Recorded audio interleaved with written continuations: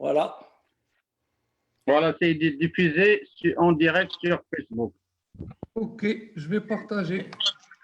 Mais il n'est toujours pas sur l'événement. Ah, voilà, là. Ah, ok. Ok, nous y sommes. Parfait. C'est bon? Là, Oui. je ne le trouve pas sur ta page, là. Moi non plus. Là, l'événement, sur l'événement, Ah, happening now, tu cliques. sur l'événement, tu as deux. Ça sera activé automatiquement sur à propos. Et il te faut cliquer sur discussion. Et sur discussion, tu vas le trouver. Anna, je vais le partager sur Sport Auto. Ah, ouais, super. Ok, Partage-le à Karim. Oui, Anna, je le partage sur Sport Auto au Maroc et Ok, sur la page sportautomoto.ma. je le partage UMA. Share now. Je le partage sur Classic Cars Morocco. C'est bon, on peut maintenant commencer peut-être, hein, parce que là, on est en direct. Hein. Tu as partagé à Karim? Oui, je viens de le partager sur Sport Auto au Maroc et maintenant sur sportautomoto.ma. Abdallah, j'attends ton feu vert. Il faut y aller. Très bien. Bienvenue à tous. Okay. Donc, je te laisse l'ouverture, c'est Abdallah, comme ça j'enchaîne. Bienvenue à tous sur cette première édition. Le thème général, c'est sur les traces historiques des rallyes. On coupe nos micros. C'est bon? Bien.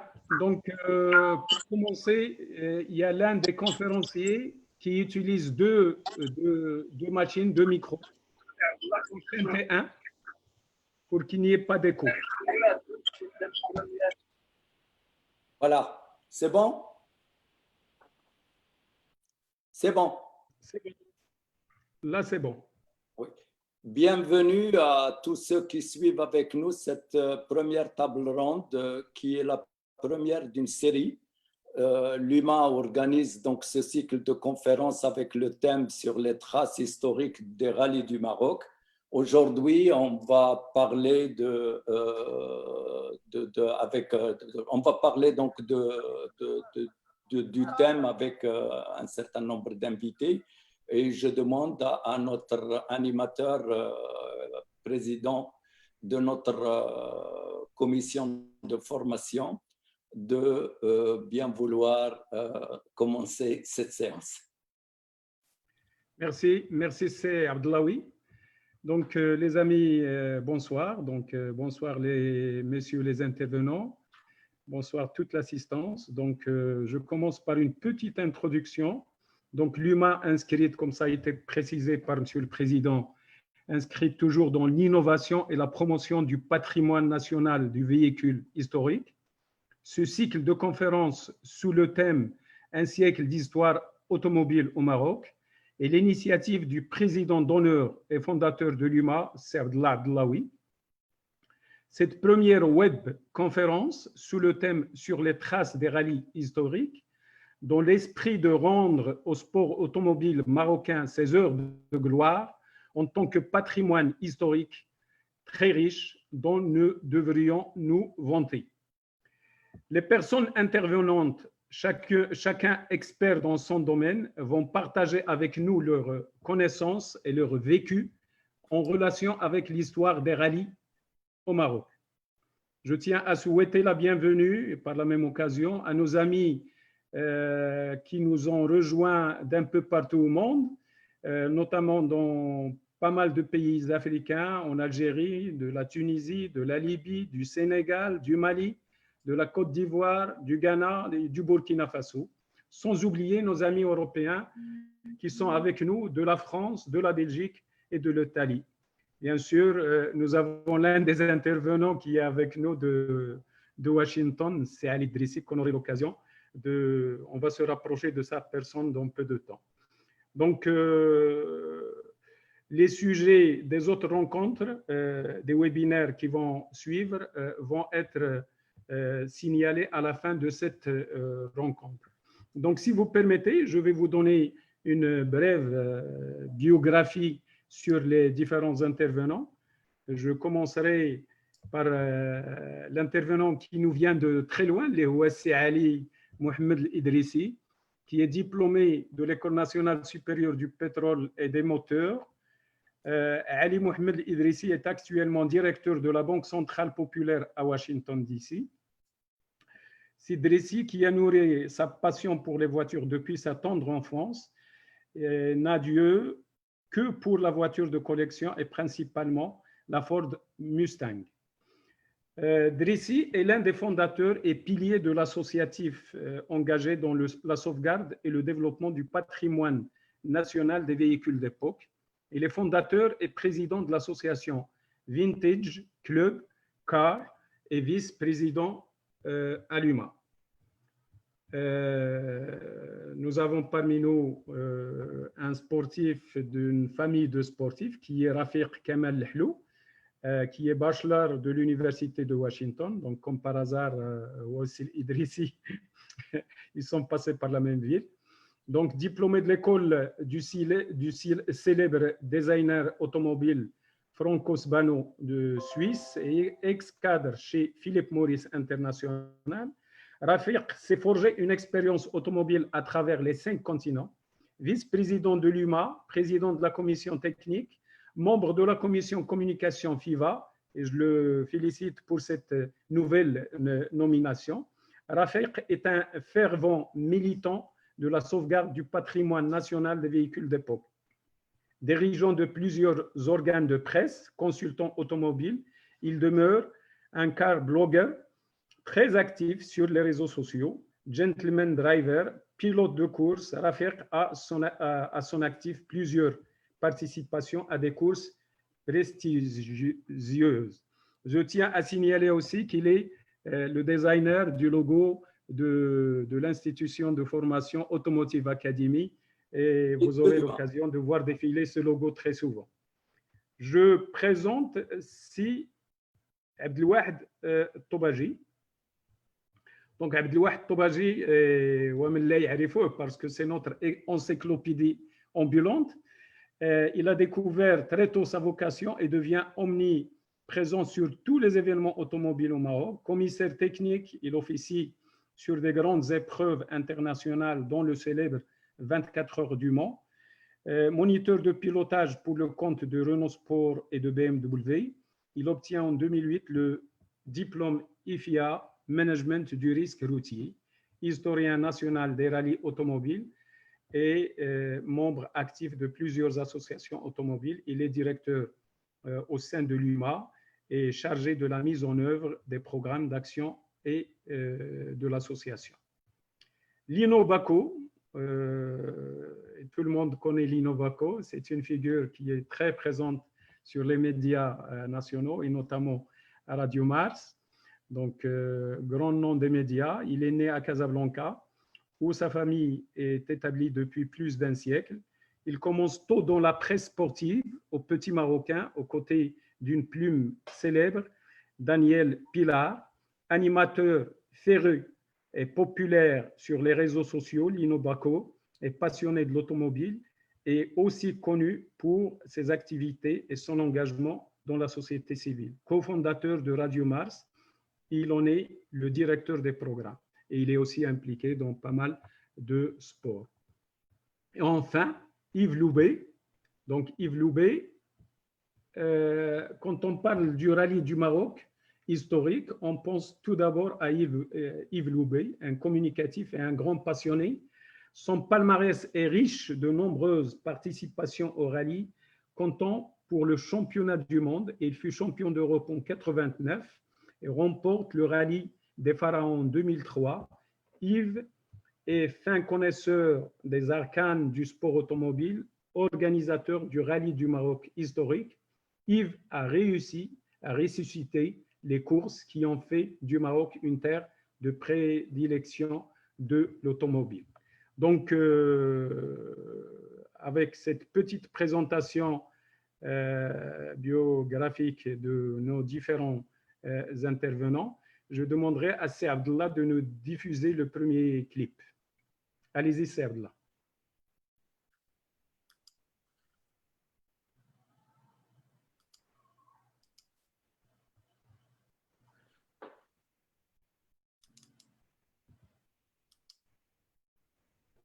Aïe.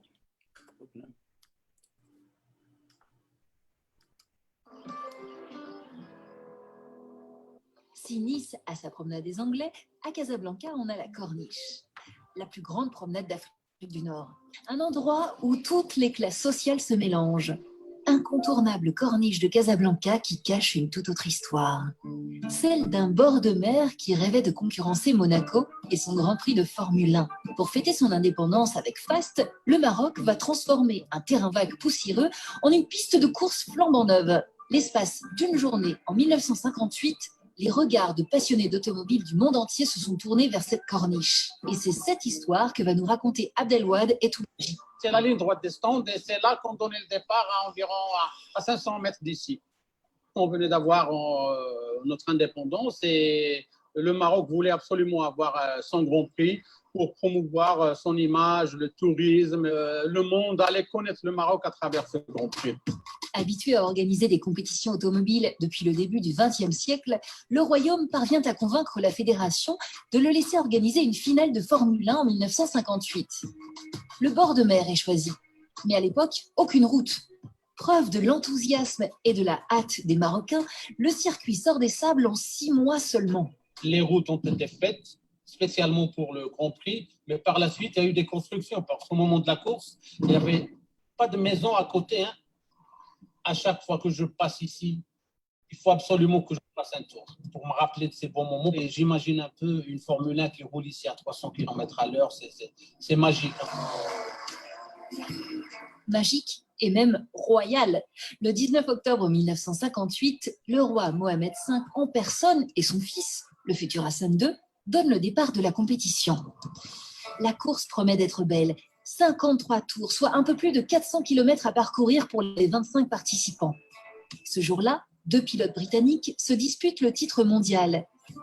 Sterling Moss et Mike Hawthorne. Les yeux du monde, toutes les caméras du monde étaient braquées sur Casablanca, que les gens ne connaissaient pas encore, pas beaucoup, pas comme maintenant. Au niveau des spectateurs, il y avait environ 100 000 spectateurs. Et il fallait voir comment les tribunes étaient remplies de monde. Pendant que les deux favoris britanniques s'affrontent, un autre pilote fait tourner la tête du public, un certain André Gelfi. Ce jour-là, c'est un des 2 seuls pilotes à défendre les couleurs du Maroc. Dans les tribunes, tout le monde l'appelle Dédé la Sardine, un surnom affectueux pour cet enfant du peuple, ancien pêcheur, qui a fait fortune dans la banque grâce à son bagou sans pareil. À l'époque où il a commencé à courir, il était déjà riche. Commençait à gagner beaucoup d'argent, donc ce qui fait qu'il pouvait se permettre de louer, acheter des voitures de...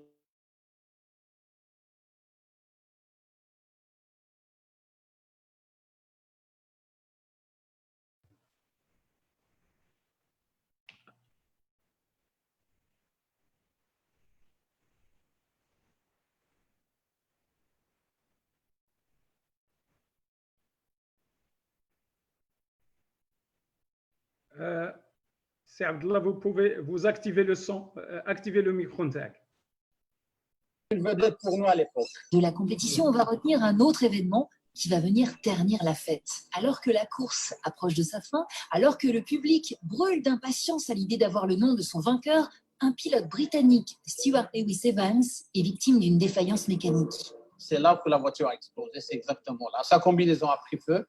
Il a réussi à s'éjecter de la voiture, mais affolé, il s'est mis à courir dans tous les sens. Au 42e tour, il n'y avait plus beaucoup d'essence dans la voiture, mais malgré tout, c'était énorme l'explosion. Malgré des soins intensifs, le Britannique décède une semaine plus tard chez lui, en Angleterre. Le Maroc pleure la mort d'un pilote. La fédération estime que l'accident est dû à des travaux bâclés sur le circuit et refusera de renouveler sa confiance aux organisateurs. La compétition de 1958 aura été le premier et dernier Grand Prix du Maroc. Si jamais vous empruntez la corniche, qui permet aux Kazaouis de s'évader dans les embruns de l'Atlantique, vous saurez maintenant que cette route, sur laquelle on roule doucement, fut d'abord un circuit qui marqua la fin d'un rêve. Bien, donc merci c'est Abdellaoui. Je donnerai la parole à Toumaji que vous avez vu dans ce spot. pour qu'il nous donne un complément sur le rallye, sur l'histoire du sport. Vas-y, c'est Abdelouahed. Merci, c'est Abdelrazak, c'est Abdallah aussi, hein, et tous mes amis. Donc, on va faire un petit voyage dans le temps. Donc, on va essayer de survoler un siècle de sport automobile au Maroc. Donc, le sport automobile au Maroc a démarré d'un siècle.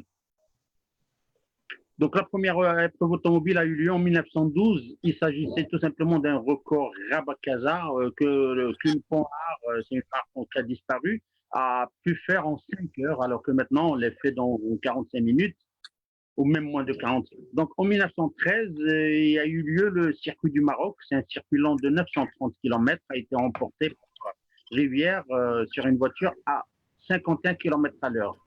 En 1914, l'Automobile Club du Maroc a été créé et c'est le premier club automobile, c'est la première association automobile. Il a été créé par Gabriel Vert à Casablanca et c'est Gabriel Vert qui est à l'origine de la création de la première concession automobile au Maroc. Il s'agit de l'Auto-Hall qui importait les Ford.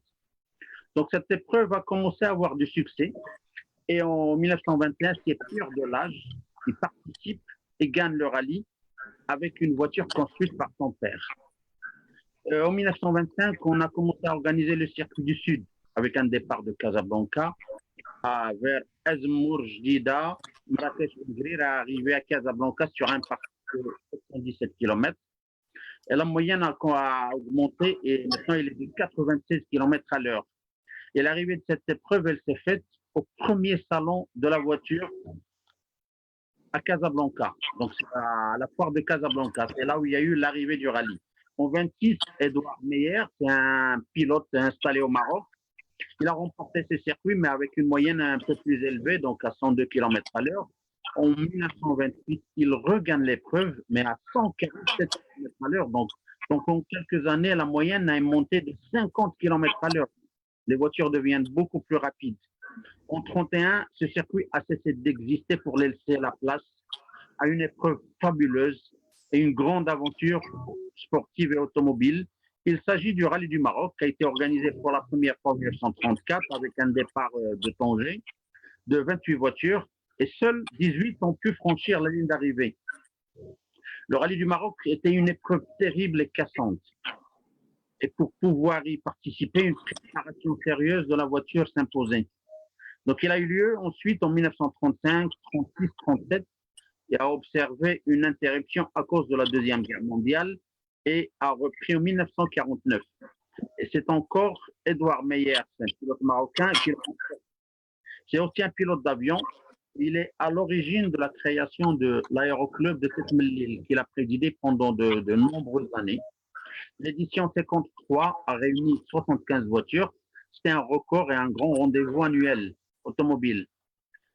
Donc, et en 1950, c'était aussi le début d'une autre grande aventure, c'est le Grand Prix d'Agadir, qui a réuni les plus grands pilotes automobiles comme Berra, Trintignant, Picard, Rosier, et les locaux, Gelfi, Austin, L'Asri, Kadmeri.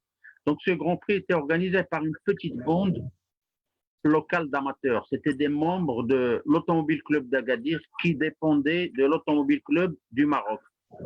Et ce Grand Prix a cessé en 1956. Il a donné le flambeau au Grand Prix du Maroc de Formule 1. Ça a été organisé à Kazan en 1957, qui a réuni des participants du championnat du monde de Formule 1, mais cette épreuve ne comptait pas pour le championnat du monde. Donc, mais en 1958, elle a compté pour le championnat du monde. Et ce Grand Prix a été décisif. Tout simplement parce qu'à à l'issue de ce Grand Prix, on allait connaître le champion du monde de Formule 1. Cette épreuve a permis à Casa d'être connu. Donc, ainsi des Ferrari, Van Wall, le Copper, Gordini, donc on roulait à plus de 260 km à l'heure sur la corniche de Casablanca et la route d'Ezmour et Hassani. La Fédération royale marocaine a été créée en 1957, mais n'avait pas les pouvoirs sportifs qui étaient détenus par le Royal Automobile Club du Maroc. Donc ce Grand Prix malheureusement n'a pas été reconduit en 1959 et c'était la fin d'un rêve. Donc le Maroc a organisé une fois, dans une seule épreuve mondiale. Par la suite, c'était le rallye du Maroc qui comptait pour le championnat du monde des rallyes, qui a été dominé par les Citroën, que ce soit la DS ou la SM, à moteur Maserati, avec une victoire d'un pilote marocain.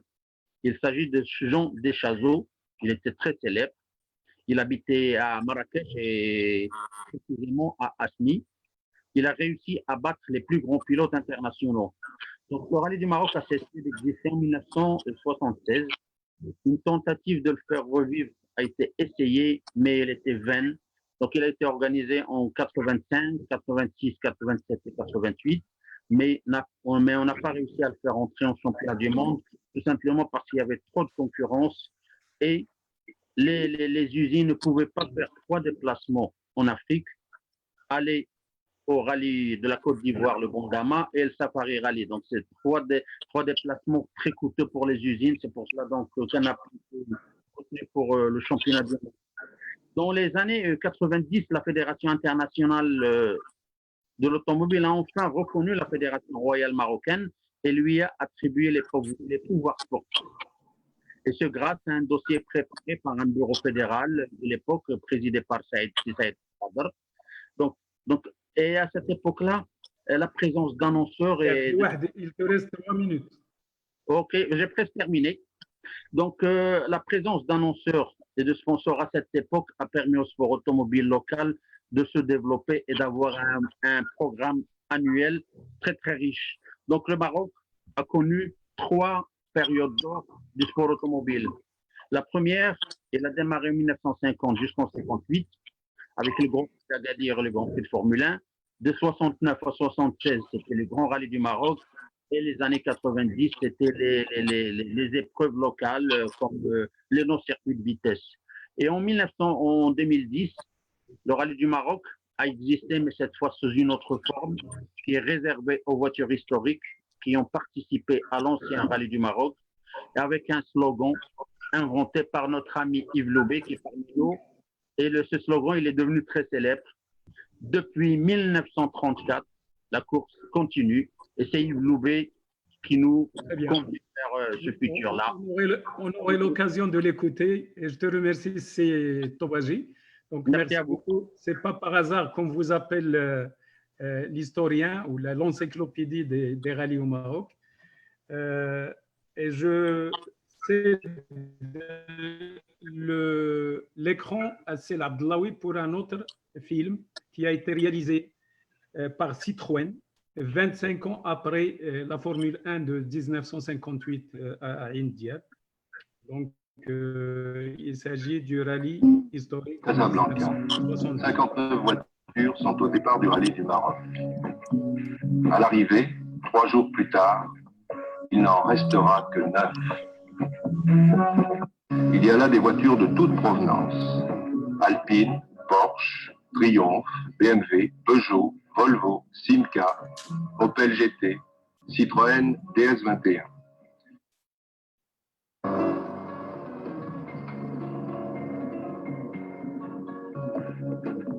Le départ est donné par le prince héritier.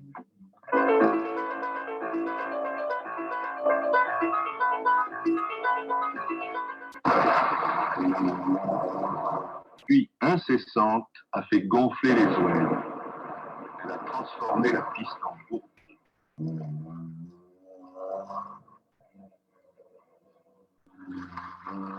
300 km du départ, l'oued Kémisset. Ce fut une hécatombe, la Bérésina du rallye. Perdus dans la nuit, les concurrents plongent dans l'oued en crue. 4 seulement parviennent à s'en tirer. Pour les autres, pour tous les autres, c'est la catastrophe. Les voitures sont entièrement immergées.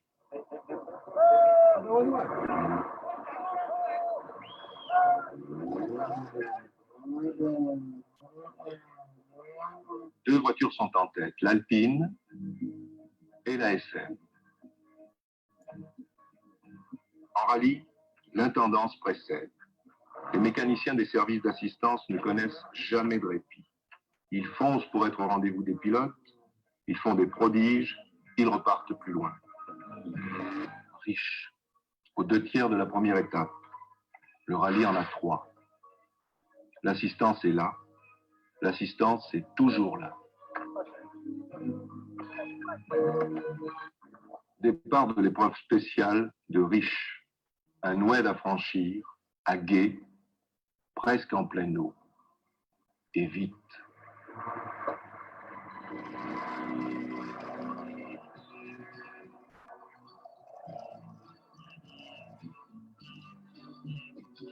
Jean Deschazeaux.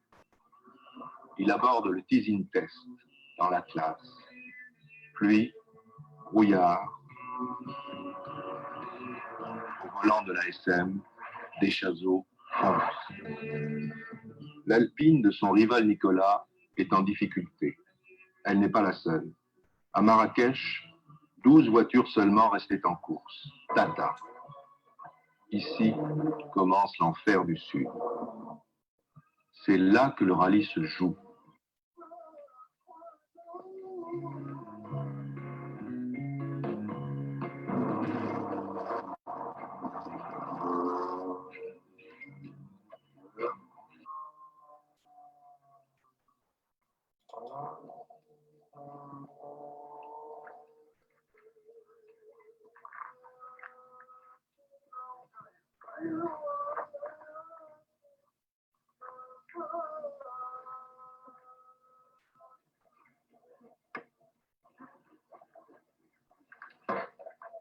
Tata Zagora, l'étape clé, la plus longue, 260 km, la plus dure aussi.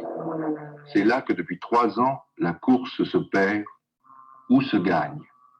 On passe ou on casse. La SM passe.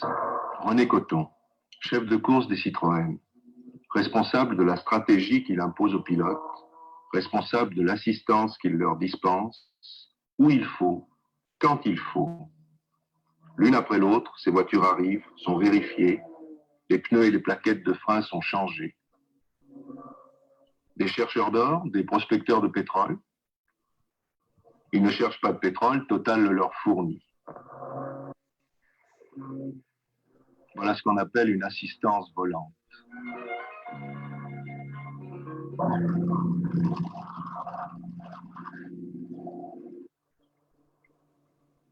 Deschazeaux a pris le commandement. Il ne le lâchera plus.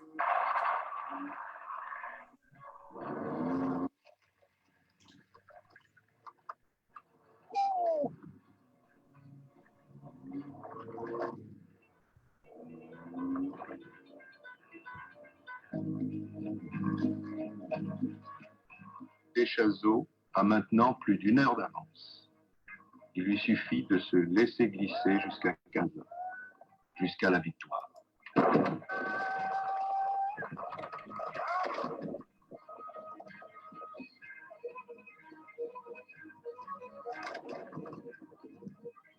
Neuf voitures seulement parviennent à bon port. 9 sur 59. Après 4350 km de difficultés invraisemblables, après 3 jours et 3 nuits d'une course pour conducteur fou, l'ASM a gagné.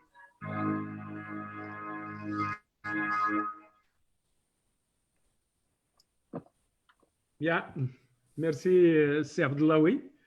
Alors, je ne peux pas m'empêcher de citer l'un des noms qui était du côté de Nicolas, qui était de mon bled, qui est Ayakatsikas Takis, et qui faisait partie.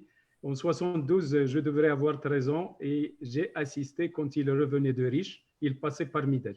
Donc, sur ce, je cède la parole à Seali Idrissi de Washington pour qu'il nous livre son expérience avec l'automobile et les compléments d'histoire sur les rallyes historiques du Maroc. À vous la parole, Seali. Merci beaucoup, merci beaucoup. Je suis très content de partager avec vous ces moments.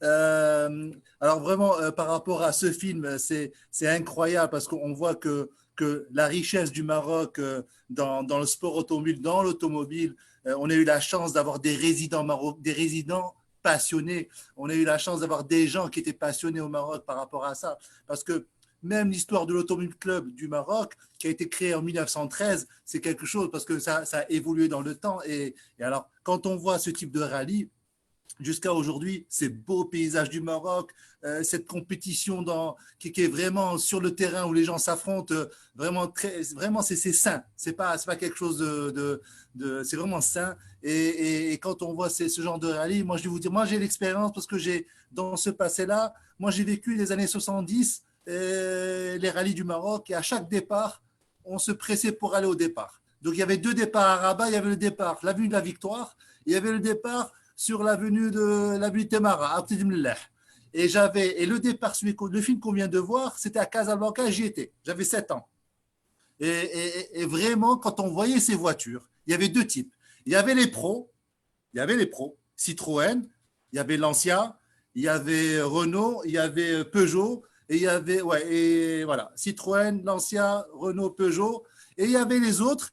Vous savez, il y avait des gens qui venaient avec leur R16 ou leur R12 et qui rentraient en compétition. Et c'était génial parce que vous avez les mécanos pros et vous avez les mécanos du quartier qui aidaient. Et tu voyais le vieux français qui était mécano du gars qui avait la Renault 12 et c'était extraordinaire. Alors moi, j'ai eu la chance parce que quand j'étais gamin à l'école, j'avais des copains de classe, leurs parents, ils faisaient de la course automobile. Donc, ils nous emmenaient avec eux. Et donc, je palpais l'Alpine Renault, je palpais la SM, c'était magnifique. Et pour vous dire qu'au niveau de ces courses, quand on voyait un gars comme Deschazos, qui est marocain, qui vit au Maroc, lui, il connaissait les pistes très très bien. Il connaissait sur les bouts des doigts. Les autres qui venaient de France ou qui venaient d'Italie ou d'Allemagne, il ne connaissait pas très bien le terrain. L'autre, le Deschazos, il connaissait tout parce qu'il habitait à la montagne, il connaissait il savait rouler sur terre et il connaissait très bien les petites routes sinueuses de la montagne. Alors, on avait toujours deux types de rallyes. Il y avait le rallye qui commençait par le nord, c'était nous, Rabat, Casa, etc., qui passait par Misset, par Ifran, etc., et ensuite qui partait dans l'autre versant, qui descendait de l'autre côté vers Rachidia, vers Riche, et c'était fabuleux parce qu'il passait, dans cette période, il passait de la neige au Sahara. Et ces gens-là, ils vendaient le Maroc comme pas possible. Et ils adoraient le Maroc. C'était incroyable. Et j'ai vu des gens avec qui j'ai couru par la suite, comme Bob Néré. Moi, je l'ai vu tout petit. Je voyais les Allemands. Et j'ai fait un rallye classique avec lui, avec Rafik Lehli aussi. Il y avait Bob Néré qui faisait son rallye avec nous, avec sa femme à 75 ans. Donc, c'est une histoire qui est très riche et qui est vraiment passionnante et qui nous passionne, qui nous anime. Et vraiment, moi, j'étais Peugeotiste. Moi, j'étais jamais Citroën et Peugeot. Et quand Peugeot, la 504, a gagné, c'était Nicolas. Je me rappelle Nicolas. C'est Nicolas. C'était.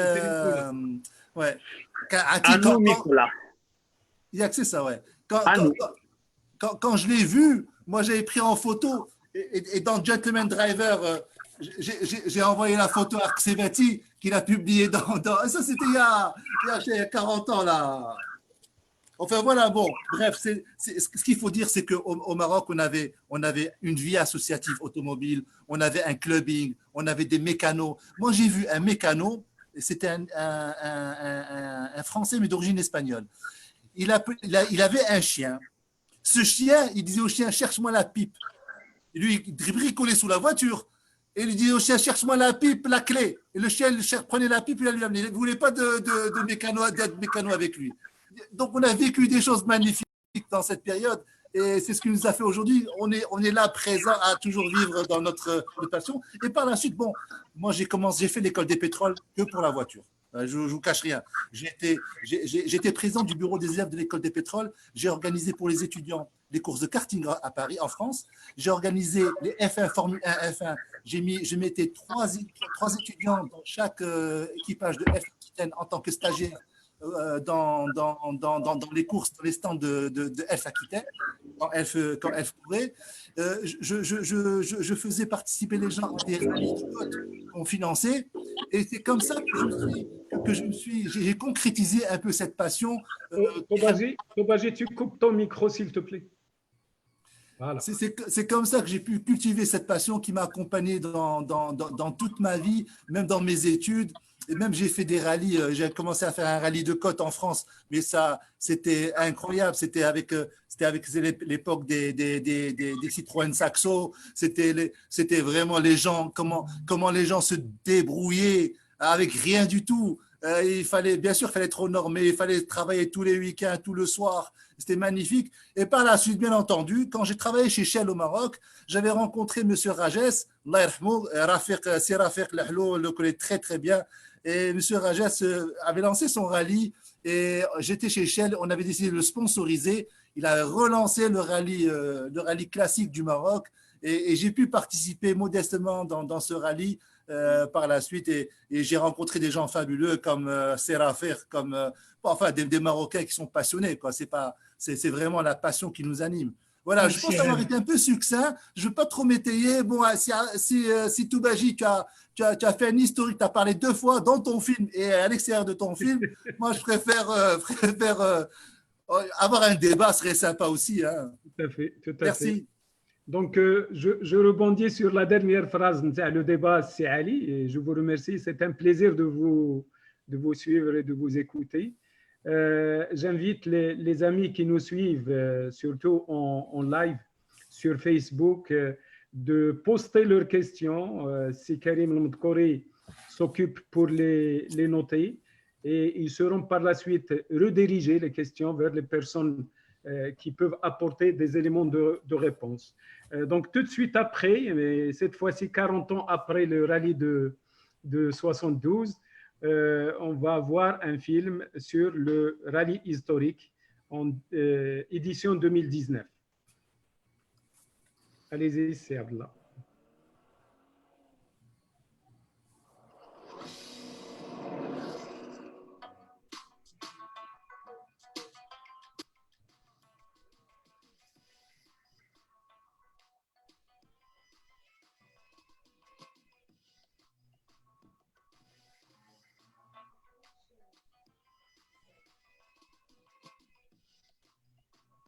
Ce taré vous emmène à travers ce rallye du Maroc qui est magnifique.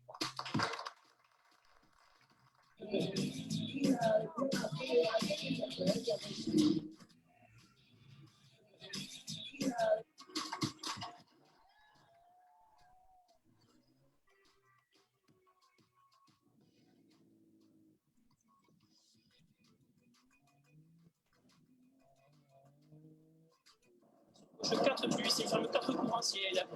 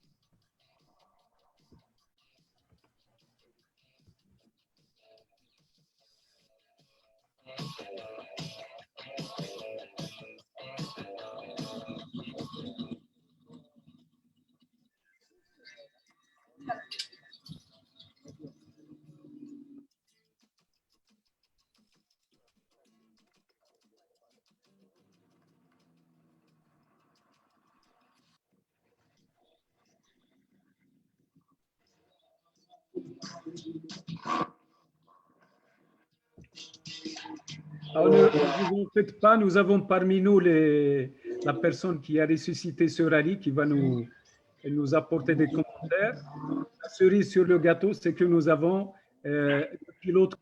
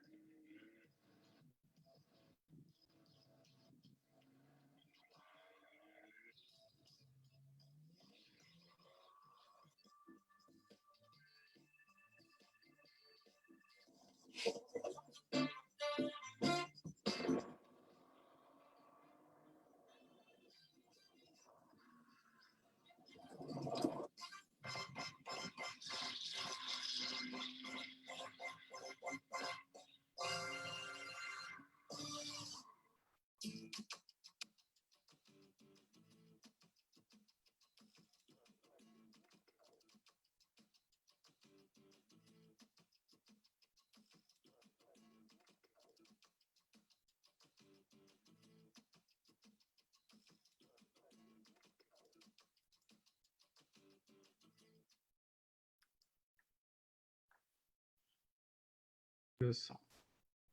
Donc, il s'agit d'Yves Loubet. Alors, Yves Loubet va nous apporter un complément sur ce rallye.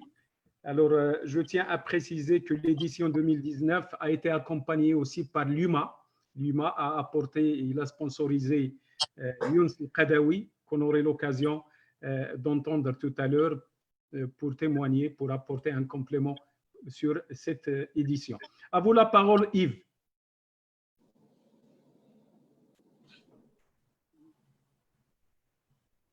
Débloque ton micro. Mais on ne le voit pas. Est-ce que c'est possible de le voir? Oui, tout de suite. le son, Yves. le micro.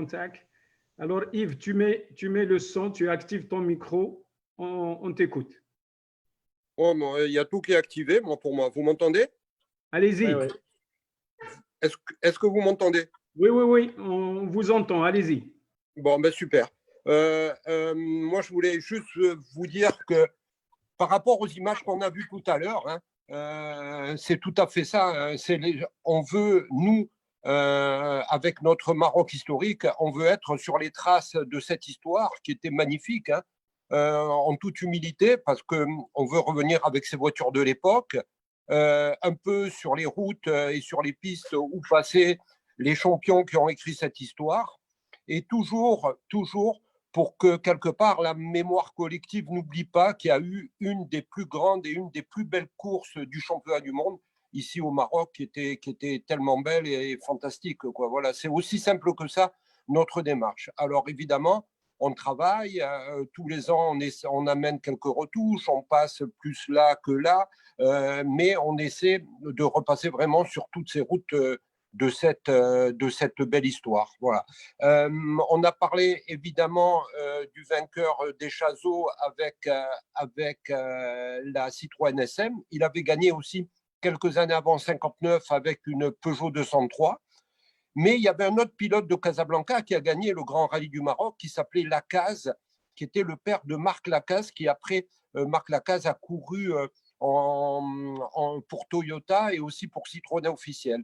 Et Lacaze a gagné 2 fois, une année en Aronde et une année en 58 avec une R8 Gordini qui était de couleur jaune. Après, Jean-Pierre Nicolas a gagné en R8 Gordini et Nicolas, il est un peu le grand vainqueur du Maroc parce que c'est le recordman de victoire. Il a gagné 3 fois le rallye du Maroc. Et Bob Néret l'a gagné 2 fois. Tous les autres, en tout cas ceux qui l'ont gagné plusieurs fois, ne l'ont gagné que 2 fois. Le seul, c'est Jean-Pierre Nicolas. Voilà. Ensuite, qu'est-ce que je peux vous dire, nous, de notre épreuve, c'est une épreuve historique avec des voitures. Il y a un vrai règlement historique, avec des voitures, on va dire, jusqu'au J1, c'est-à-dire J1, ce sont les voitures de 85. J'ai vu, ça m'a fait plaisir de voir Ali Idrissi, on l'avait fait monter il y a 2 ans avec Alain Oreille dans la Porsche 911 pour lui rappeler, parce qu'il était venu voir de plus près, et pour lui rappeler, pas pour lui rappeler, pour lui faire vivre de l'intérieur. Je ne sais pas si tu t'en rappelles, oui, tu dois t'en rappeler, Ali.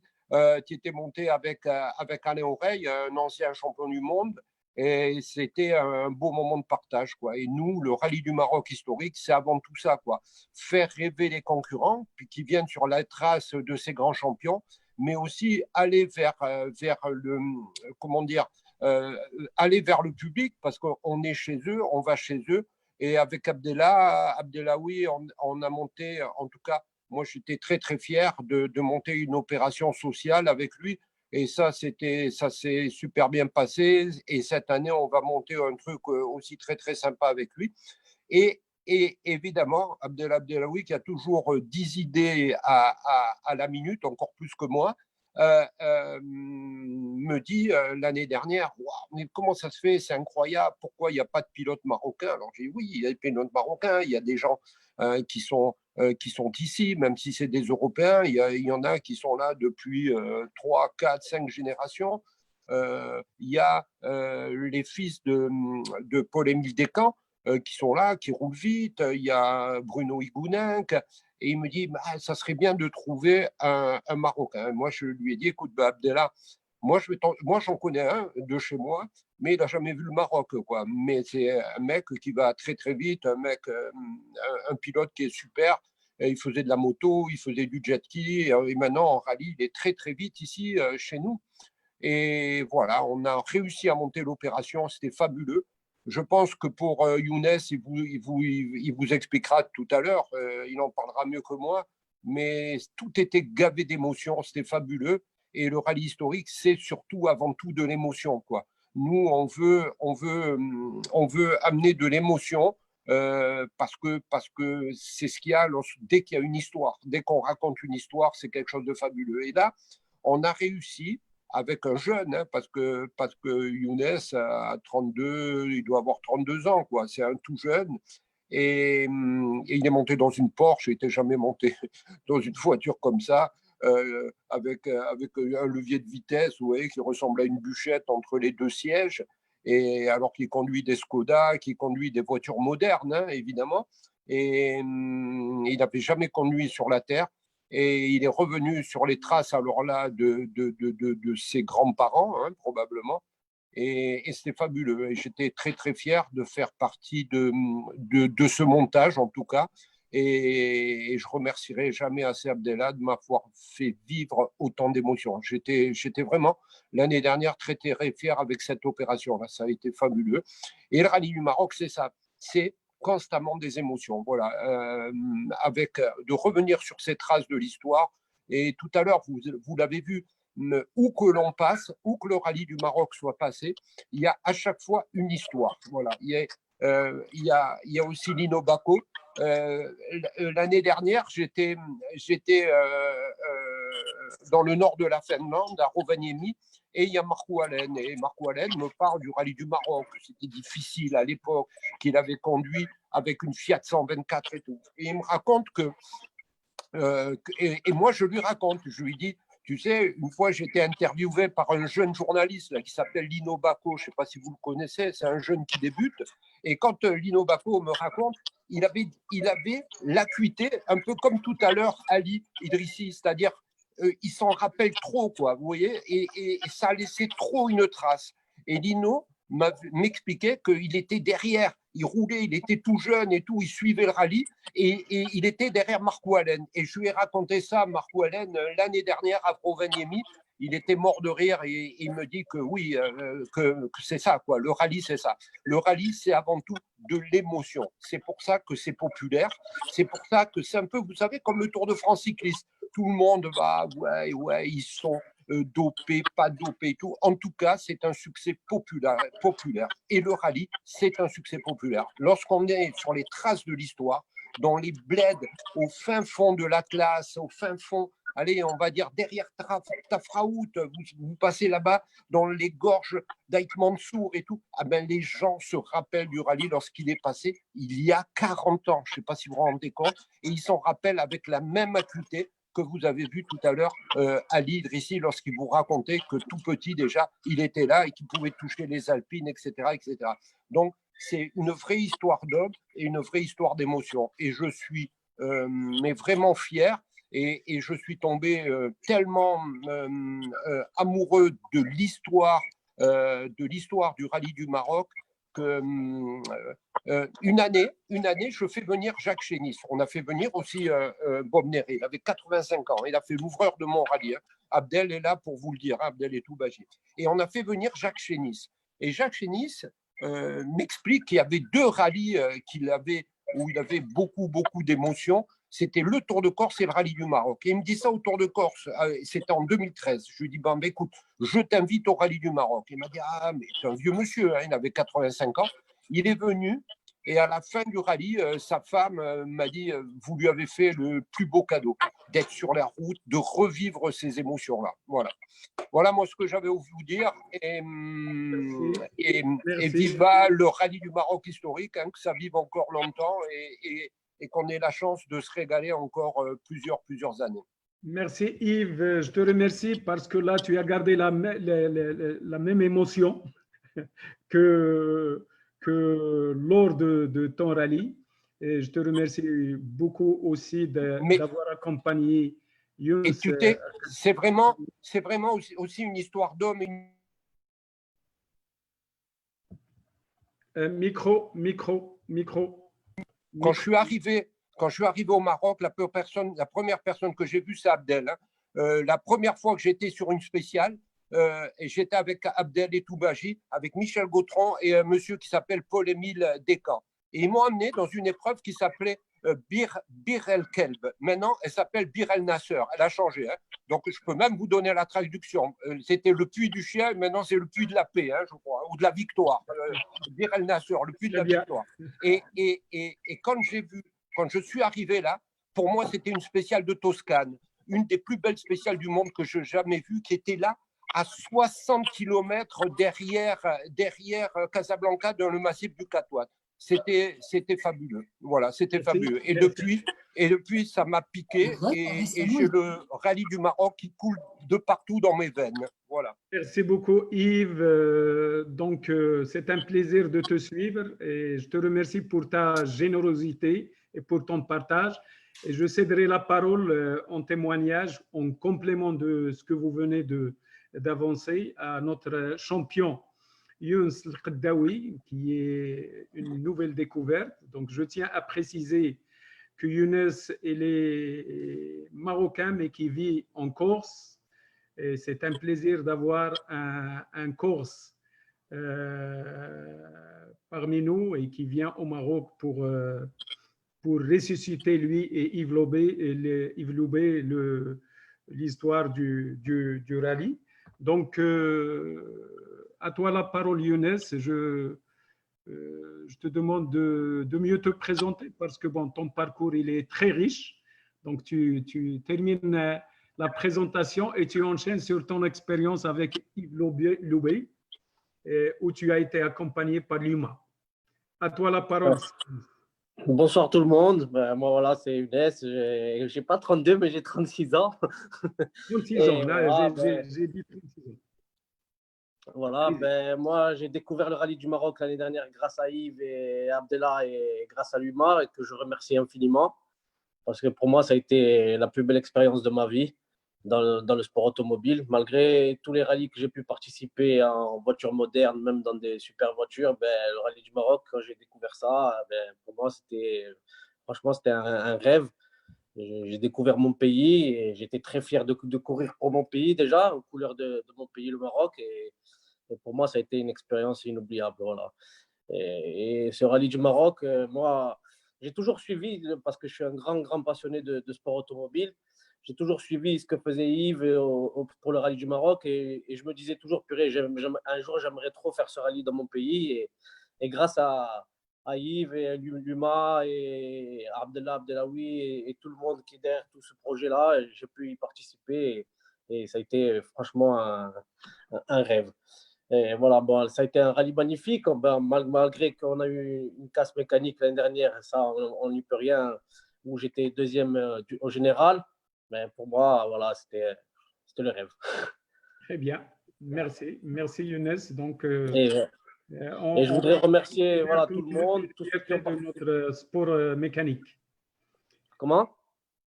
Nous te considérons depuis, donc tout le monde vous a suivi et vous êtes une fierté pour le sport mécanique marocain. Donc, merci beaucoup. J'espère que vous percez dans ce sens. Allez-y.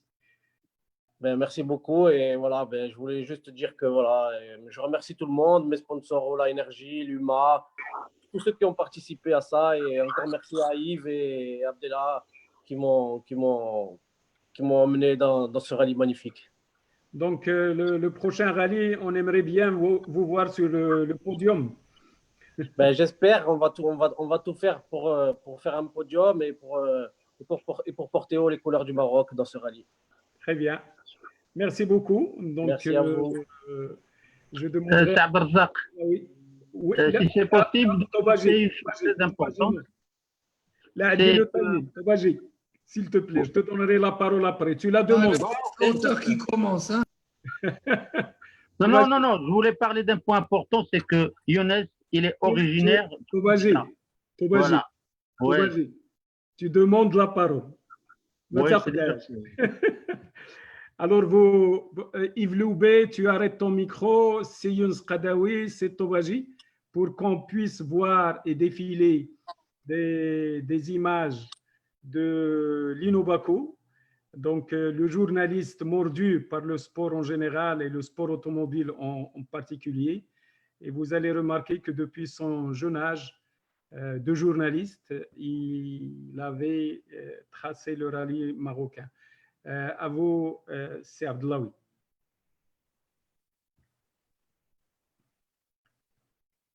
Il faut donc notre ami Lino va nous commenter des images. C'est du vécu et je lui passe la parole et je lui passe sa première sélection. Merci, merci Siabla. Bonsoir à tous, mes chers amis. Je suis très ému parce que franchement, ça me rappelle tellement de souvenirs. Et moi, lorsque je pense, mon premier souvenir automobile, c'est quoi? J'étais gamin, j'avais 7-8 ans et mon père m'amène à Anfa et il y avait les 12 heures d'Anfa. Hein, voilà. Bon, moi, j'ai des souvenirs, j'entends encore le bruit des voitures parfois, mais je ne me souviens pas de les avoir vus. Parce qu'on était petits, finalement, avec mon cousin, on avait amené un ballon et alors on jouait au ballon pendant que les voitures tournaient. Voilà, ça c'est le premier souvenir. Et après des souvenirs, bon, j'en ai toute une panoplie. Là, tout à l'heure, Yves, mon ami Yves Loubet, et je remercie Yves pour ce qu'il fait pour le sport marocain, pour le sport automobile, comme je remercie aussi Luma hein, pour cette conférence de ce soir et pour le cycle de conférences que nous allons faire sur l'automobile. Et tous ceux, je remercie aussi tous ceux qui veulent encore ou qui croient encore hein, au sport automobile marocain.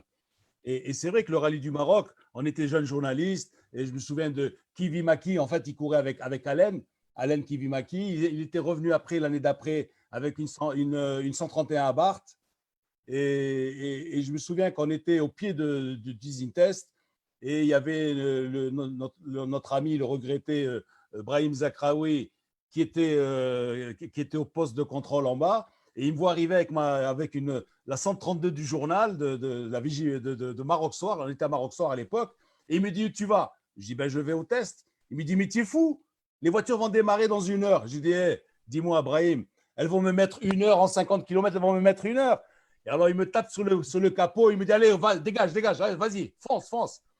Et en fait, je suis parti comme ça. Il y avait mon ami Ali Bouadar qui me disait hey, Lino, on ne va pas se tuer pour le journal. Bon, bref, on est arrivé. Et quand on est arrivé au test, hein, on a refermé nos portières. Et pendant qu'on refermait nos portières, on a entendu et c'était Alain Kivimaki qui arrivait avec leur 131 la première voiture qui arrivait. Alors, on est arrivé juste là parce que 2 minutes après, je ne sais pas, on aurait fait une catastrophe. Bon, alors, la première photo, là, je ne sais pas si je suis un petit peu hors sujet parce que vous parlez de rallye et moi, je vais vous proposer des photos. En fait, ce sont des photos qui m'ont été données par mon ami Abkrim Lamrani, que vous connaissez probablement, c'est un ORL. Et ce sont des photos que lui avait remise son papa. Et on le voit d'abord, c'est le monsieur ici qui est à droite de Fanjo. Vous reconnaissez Fanjo au milieu, hein, évidemment, avec son trench coat sur son bras gauche. Et à côté, il y a un monsieur qui a une sacoche avec sa main gauche. C'est Mohamed Lamrani qui était président du Royal Automobile Club marocain. Voilà. La deuxième photo, s'il te plaît. Voilà. Alors, c'est justement Sa Majesté Mohamed V avait reçu les pilotes au Palais Royal de Casablanca. Et bon, là, il salue Fanjo. Et puis, je vais passer rapidement la troisième tout de suite, parce que la troisième, là je vais m'arrêter un petit peu. Je vais m'arrêter un petit peu parce que vous avez 6 pilotes, vous avez autour de Mohamed V. Alors, complètement à gauche, bon, à côté de Sa Majesté, vous voyez quand même Fanjo, ça, il est reconnaissable. Hein. Alors, à gauche, il y a un pilote espagnol qui s'appelait Francisco Godia Sales, qui était surnommé Chico ou Paco. Voilà. Donc, il a couru 5 saisons en F1, toujours sur Maserati, et il a été 3 saisons, il a été pilote officiel. Fanjo, bon, pas besoin de le présenter. Fanjo, d'ailleurs, vous avez très certainement vu un super film documentaire sur Netflix, hein, sur la vie de Fanjo, qui est, si vous ne l'avez pas encore vu, je vous le recommande particulièrement. Et alors, Sa Majesté Mohamed V, et vous avez Béra, Jean Béra, hein, donc, qui va gagner finalement ce Grand Prix du Maroc 1957. Parce que là, ce sont des photos de 1957. Hein. C'est un petit peu le numéro 0, c'est-à-dire voir un petit peu comment on allait se comporter avant d'organiser officiellement en 58 le Grand Prix Canton pour le championnat du monde. Voilà, Béra, bon, qui malheureusement se tue 2 ans après, hein, donc à Berlin, au volant d'une Porsche. C'était une course de voitures sport.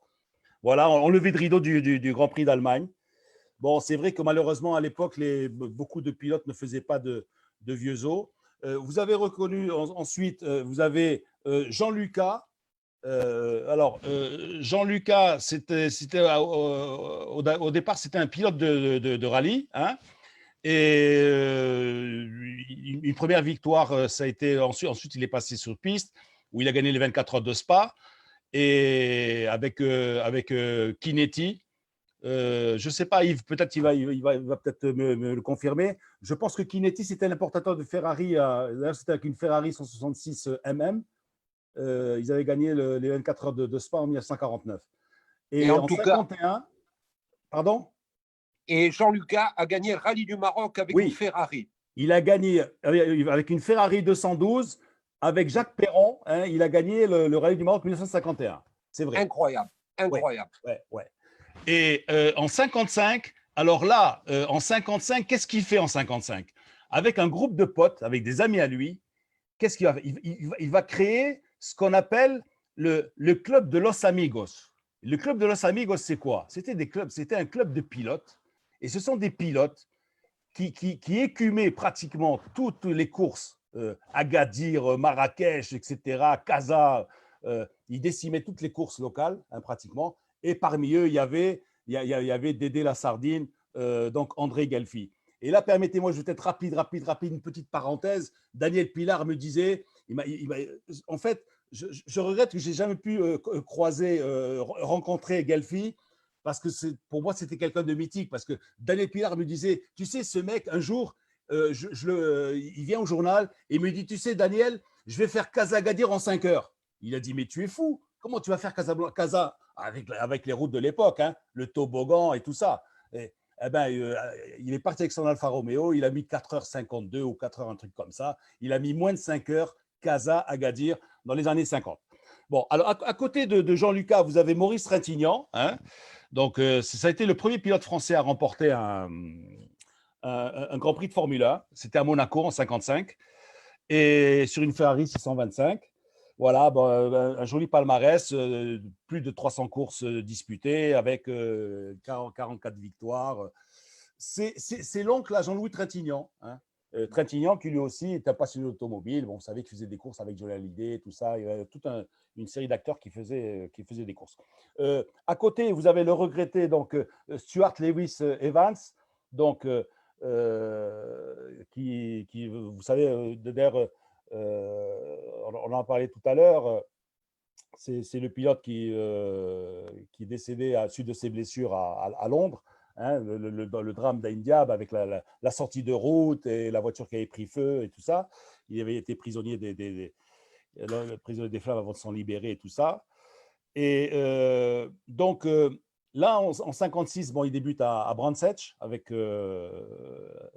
en Formule 1. Brands Hatch.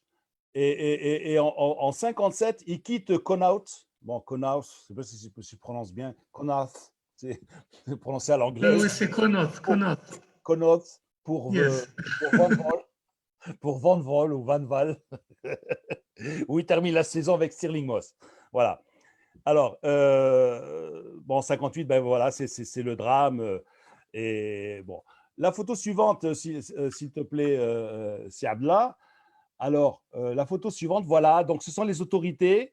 Alors, bon, évidemment, vous allez dire quel âge il a, Lino, mais moi, je me souviens très bien du monsieur très élégant qui est en là-bas. C'est peut-être que quelqu'un le reconnaîtra, c'est Mohamed Bargash qui était le premier gouverneur de Casablanca. Voilà. Donc, c'était un grand monsieur, c'est voilà, le premier gouverneur. Et je sais que les Casablancais à l'époque avaient beaucoup d'estime pour lui. Et on sait il avait fait quelque chose d'extraordinaire pour Casa. Alors, après, il y a d'autres personnalités. Là, j'ai essayé de demander, j'ai demandé à Belaï de m'expliquer un petit peu qui ça pouvait être. Bon, on n'a pas pu savoir. Là, c'est l'arrivée de Sa Majesté Mohamed V, donc justement avec le prince héritier Hassan II, alors prince héritier. Alors, ils sont reçus par qui? Le monsieur avec la veste blanche, hein, c'est un personnage haut en couleur, hein, qui est connu. Hein, c'est Raymond Toto Roche, qui était président de la Fédération française de sport automobile et qui était starter officiel, c'est-à-dire que bon, c'était un petit peu comme les juges arbitres, etc. Donc, c'est lui qui donnait les départs des Grands Prix. Et c'est le fondateur du circuit F1 de Reims. Hein, voilà. La photo suivante. Alors, la photo suivante, bon, ce n'est pas un pilote qui est très connu. Hein. Je l'ai prise parce que, bon, au début, je pensais que c'était Gelfi. Mais après, j'ai dit non, ce n'est pas Gelfi. Et je me suis renseigné, tout ça. J'ai pu faire et c'est Giorgio Scarlatti. Donc, c'est un pilote qui il a couru pour Ferrari, pour Maserati, pour Cooper. Maserati, il est retourné encore chez Cooper. Et ensuite, il a couru chez De Tomaso, avec le fameux moteur Oscar, etc. Bon, là, il avait terminé à 3 tours. Hein, donc, il avait terminé ce jour-là. 7e et dernier déclassé. Parce qu'en 57, il n'y a eu que 7 pilotes qui étaient classés. Ah, bah, ce que je voulais dire, c'est qu'en 57, alors, vous allez me dire, Lino, il raconte des blagues comme d'habitude, il y a eu une épidémie de grippe, et c'est vrai, et Stirling Moss, qui avait beaucoup de fièvre, il a fait la pole position en 57, mais Stirling Moss n'a pas pris le départ.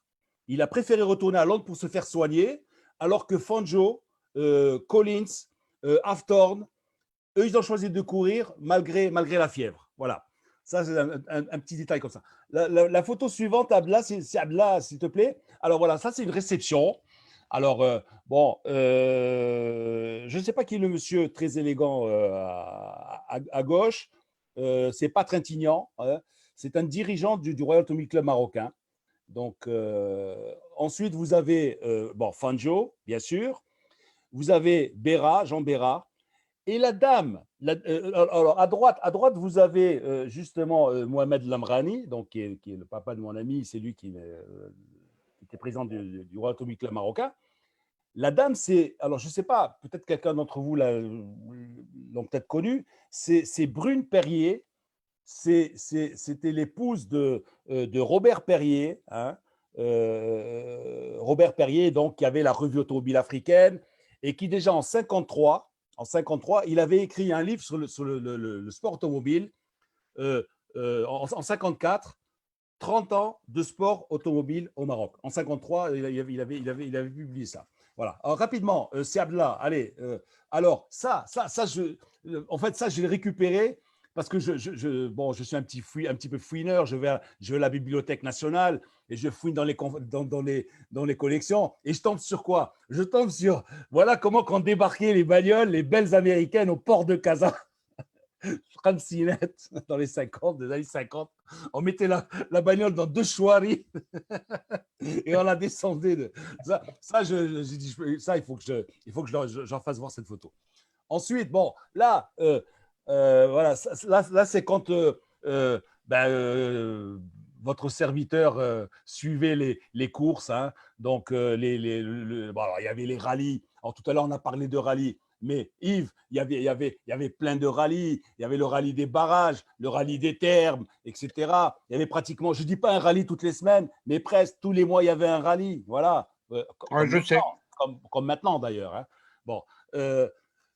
Donc, ça, c'était le matin du Sahara. Et à l'époque, il y avait un gros duel. Bon, et c'est vrai que le sport automobile, c'était quelque chose d'extraordinaire parce qu'il y avait des duels de folie. Même dans la Formule nationale, au départ avec les R5, les mecs, ils s'allumaient à coups de portière dans les virages. Premier virage, il y en avait 3 ou 4 qui partaient déjà sur le trottoir. Et c'est magnifique, c'est vrai. Et là, c'était, bon, le gros duel, c'était quoi? C'était Carlo Gérès avec Jackie Béranger. Et donc, alors bon, c'était la course. Bon, celui qui, bah, évidemment, bon, il y avait les nantis, il y avait les gueux. Bon, les gueux, comme disait Yves, ils avaient des vieilles R16, ils avaient des trucs. Et puis les nantis, bon, ils allaient chez Touroul. Et puis ils se faisaient préparer des petites ils louaient des Porsche. Et voilà, donc on passait de bons moments. Il y avait le groupe 2 aussi, qui était animé par Mchiche, par Doug Sidour, et la Formule 1 avec les frères Laraki, voilà, avec Barbe, avec le grand duel Gabana-Mexicain. Ça finissait pratiquement au coup de poing des fois. Et, alors là, peut-être la précédente maintenant, je termine avec une photo de… non, une autre. Tu n'as pas l'autre, Abdallah, entre les deux? J'ai celle-là, et puis celle-là. Ah, bon, non, alors peut-être que… Bon, alors il manque… Parce que en fait, je vous avais sorti la photo de la première Ferrari importée au Maroc. Hein. C'était une 2 litres 500. Hein. Elle était importée par messieurs Revel et Gaillard de la société Cogématite. Hein. Probablement peut-être l'ancêtre de la Dimatite, je ne sais pas, ou peut-être, hein, un truc comme ça. Voilà, donc, et c'était quand même curieux de… Après, j'avais d'autres photos, mais j'ai dit, bon, j'ai pas le temps. J'ai la photo, par exemple, du premier parc-mètre, hein, sur la rue la rue Alal Ben Abdallah, avec les premiers parc-mètres et ce qu'on appelle le sabot de Denver. Le sabot, c'est pas la boîte espagnole qui est venue à Casa qui a inventé le sabot. Hein. Le sabot, on l'avait déjà dans les années 60, fin des années 50-60 au Maroc, et on appelait ça le sabot de Denver. Voilà, j'ai terminé. Je voulais simplement peut-être, je vais encore vous casser les oreilles pendant quelques secondes encore, 2 ou 3 minutes, pour vous dire, pour le rallye du Maroc, c'est quelque chose d'extraordinaire. Parce que moi, je suis tombé sur un article du Figaro du 23 mai 1936. Et qu'est-ce qu'il dit le Figaro à l'époque? Il dit, avec le rallye de Monte-Carlo, seul le rallye du Maroc fait exception à la règle quant aux impérieuses et redoutables exigences d'un rallye. Parce que ce n'est pas donné à tout le monde à l'époque de faire un rallye. Et les deux rallyes les plus prisés, c'était le rallye de Monte-Carlo, parce que c'était la classe et tout ça, et le rallye du Maroc. Voilà. Très bien. Merci Lino pour ta générosité et merci de nous avoir fait voyager avec ta carrière de journaliste. Donc, vous êtes toujours présent. Donc, Abdelrazak, une petite chose, s'il te plaît. Je dois avoir quand même une pensée pour notre ami Jean Plassard, qui était coéquipier de Deschazos. Hein. Voilà. Et en fait, c'était un tandem indissociable. Deschazos-Plassard. Très bien. Merci beaucoup, Lino. Merci beaucoup. Donc, oui, c'est Abdallah, allez-y.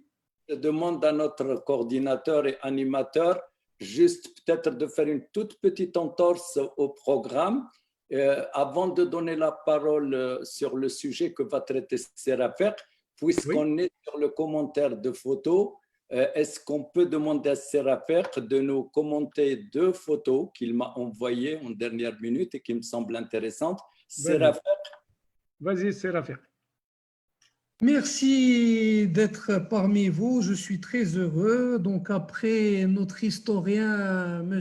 Abdelouahd Toubaji, après l'intervention de Yves Loubet, un amoureux et passionné du Maroc et de l'automobile, et l'intervention aussi passionnante du jeune pilote Qadawi, que j'ai eu le plaisir aussi de découvrir lors de l'édition 2019 du rallye historique.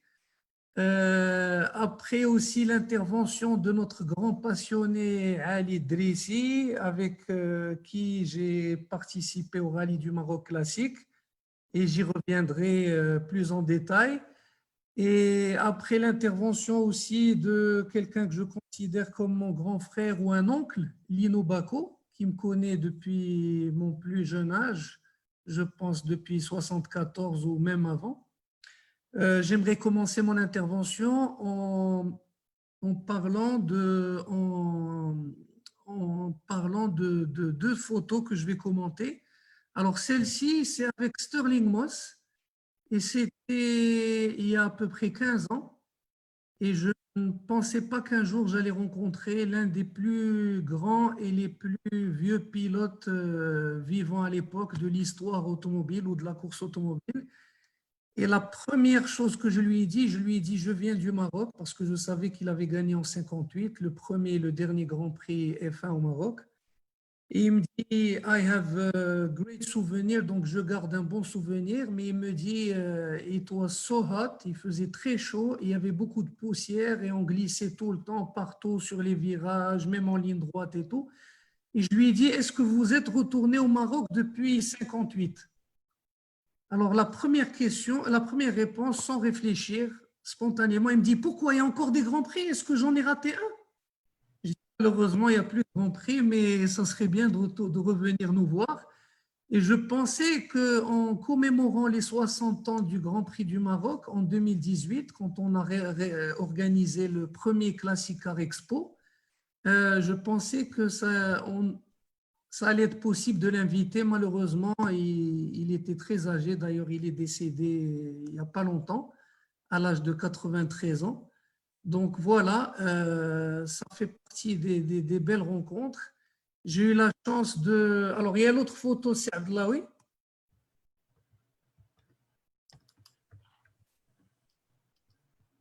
L'autre photo.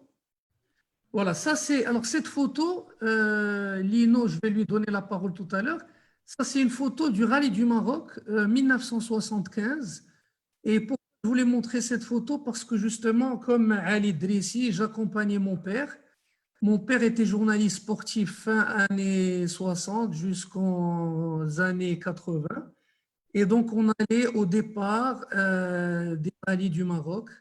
Et je pense que mon histoire avec l'automobile a débuté durant cette période. Donc, j'avais moins de 4-5 ans. Et ils m'emmenaient aussi au Royal Automobile Club. Donc, le Royal Automobile Club avait un siège, c'était une villa à Casa. Et on allait le week-end, j'étais tout petit, c'était un bon souvenir. Lino, est-ce que tu reconnais des têtes? Est-ce que tu reconnais des personnes sur cette photo? Il y a Mohamed Mjid qui est... Voilà, Mohamed Mjid. Oui, Il y a Mjid. Il y a, en fait, la personne qui est de dos avec les lunettes, c'est Mustafa Khaoudi. C'est un autre journaliste. Il était directeur de la MAP Casa. Et à gauche, avec les lunettes, les bras croisés, cheveux frisés, c'est Dadès Abrani, qui était journaliste, et puis qui est maintenant au Canada, voilà, qui travaille, je pense, à Radio-Canada en ce moment. Voilà. Ah, d'accord, très bien. Merci, Lino. Très bien. Alors, il y a des... Lino a parlé de... Alors, attends. Alors, entre ton papa et la personne, hein, si Abdel peut nous remettre, il y a Fouad Njar. Fouad Njar qui travaillait chez Goodyear. Donc, si Abdel se souviendra certainement de Fouad Njar. Tu te souviens, Abdel, de Fouad Njar? Exact. Fouad Njar qui était directeur de tout ce qui était communication, marketing à Goodyear, lorsque Newby était président de Goodyear Maroc. Voilà. Pas président, directeur général. Président, c'était Othman Benjeloun. Merci, Lino. Il était mon fournisseur. Ouais. OK. Alors, pendant mon intervention, je souhaite rendre hommage à plusieurs personnes qui ont été quelques-unes citées par Lino. Je parlerai de Ali Bouhdar, qu'on appelait la classe, Ami la classe. Je parlerai de Kadmi Riken. Je parlerai de Anouari. Tous ces gens suivaient l'automobile de très près. Je reviendrai, donc j'aimerais parler de ma passion. Comment cette passion a commencé? Donc, elle a commencé avec le rallye du Maroc historique ou le rallye du Maroc de l'époque, dans les années 70. Elle a commencé et continué avec des rencontres, notamment avec Sterling Moss, donc la photo que vous avez vue. J'ai eu la chance de rencontrer et d'aller avec mon père à un grand prix exhibition qui avait été organisé sur un circuit urbain, donc à Tanger, en 1984. Et c'était la dernière fois où Juan Manuel Fangio avait visité le Maroc. Malheureusement, donc j'ai rencontré Fangio, mais je n'ai pas de photo. Donc je lance un appel aujourd'hui parce que ça fait des années que j'essaie de trouver des photos de ce Grand Prix de Tanger Exhibition qui était organisé, je ne sais pas, est-ce que c'est par le club de Tanger ou je ne sais pas par qui. Les photographes qui étaient présents en 84 parce qu'il y avait des voitures fabuleuses et il y avait de grands pilotes, donc le Gotha des anciens pilotes qui avaient fait le déplacement à Tanger en 1984. Donc, j'ai eu la chance de rencontrer Moss, Fangio et j'ai rencontré aussi Paul Newman. Alors, Paul Newman qui était acteur, qui était un passionné de l'automobile et à un moment de sa vie, il était aussi pilote automobile. Et Paul Newman, je l'ai rencontré en 1993 au Grand Prix de Montréal. Ça fait partie donc des choses qui m'ont poussé et qui m'ont fait aimer l'automobile. J'aimerais rendre hommage à Jean-François Ragès. Et Jean-François Ragès était un journaliste automobile français qui venait couvrir les rallyes du Maroc dans les années 60 et 70. Il travaillait pour Sport Auto. Jean-François Ragès est un amoureux du Maroc et comme Yves Loubet, il a voulu partager son amour pour le Maroc, donc notre pays et l'automobile, en créant et en lançant un rallye qui s'appelait le Rallye du Maroc classique en 1993.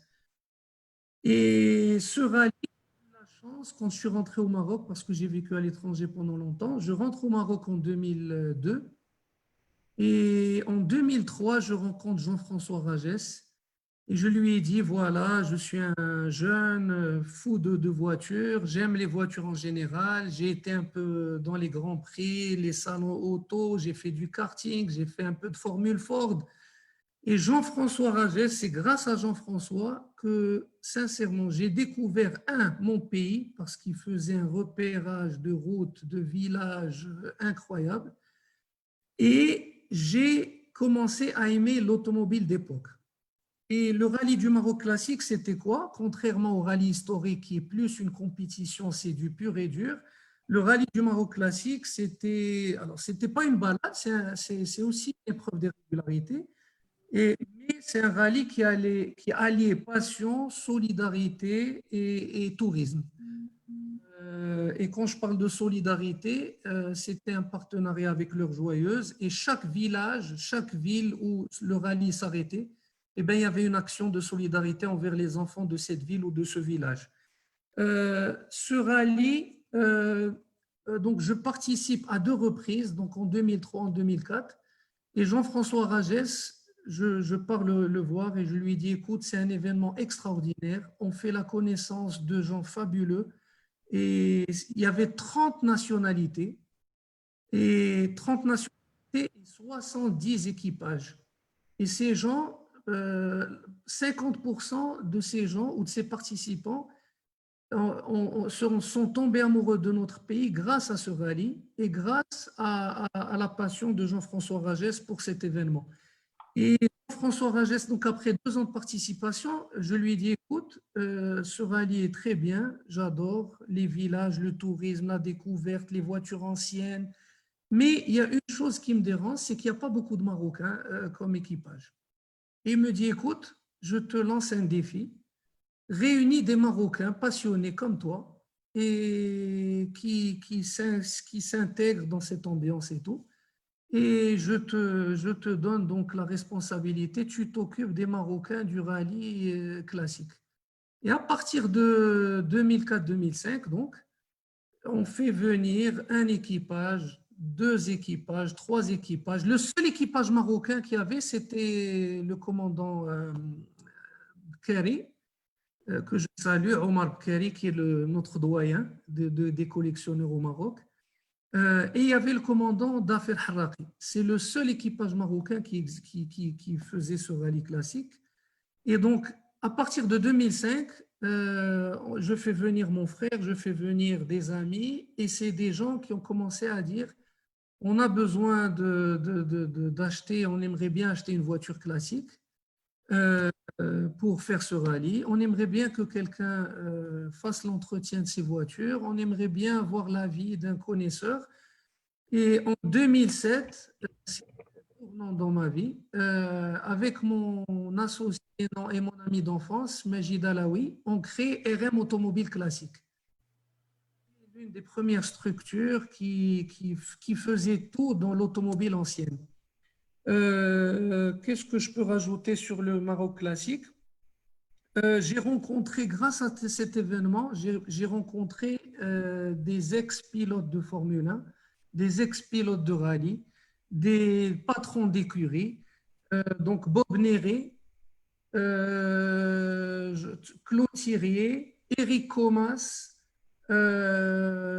José Rosinski, qui était à un moment le rédacteur en chef de Sport Auto, un grand monsieur, un grand gentleman driver. J'ai fait aussi la connaissance de Jean-Paul Driot, qui est décédé, je pense, il y a à peu près 1 an ou 2 ans, qui est le fondateur de l'écurie Dams. L'écurie Dams a joué un grand rôle dans la F1.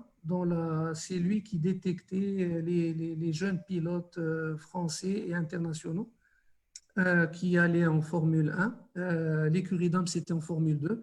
Et l'écurie Dams aussi a contribué beaucoup à la formule électrique. Pour revenir donc au Maroc, beaucoup de ces personnalités adoraient le Maroc. Ils revenaient chaque année.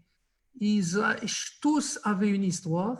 D'ailleurs, je vais maintenant switcher pour dire que juste après cette histoire, j'ai été cofondateur d'une fédération de voitures d'époque. J'ai été membre de la FIVA en 2016. J'ai rencontré Saad Laoui, que je connaissais bien sûr depuis de longues années, mais là en 2017-2018, il m'a convaincu de faire équipe avec lui pour me lancer dans une autre aventure. Donc c'est l'Union des automobiles marocaines, des automobiles anciennes. Et avec Saad Laoui, les choses étaient claires. On a tout de suite fait un programme, et ce programme, c'était pour faire justement parler du Maroc à l'étranger et faire revivre ce qu'on appelle donc l'âge d'or de l'automobile ancienne et du sport automobile au Maroc. Et qu'est-ce qu'on a décidé dans le programme? Donc d'organiser le plus grand rassemblement de voitures anciennes ou de véhicules d'époque au Maroc. Et c'était en 2018 et l'événement s'appelle le Classic Cars Expo et c'était au Royal Golf d'Anfa, à l'hippodrome d'Anfa, où on avait réuni plus de 150 ou 180 véhicules anciens. Et c'était une grande réussite. Et c'est là où on avait décidé de commémorer le 60e anniversaire du Grand Prix de Casablanca ou le Grand Prix du Maroc. Tout de suite après, il y a eu le rétromobile. Et à rétromobile, le thème, c'était justement un siècle, pas de sport automobile, mais un siècle d'automobile au Maroc. Et c'était en partenariat avec Citroën.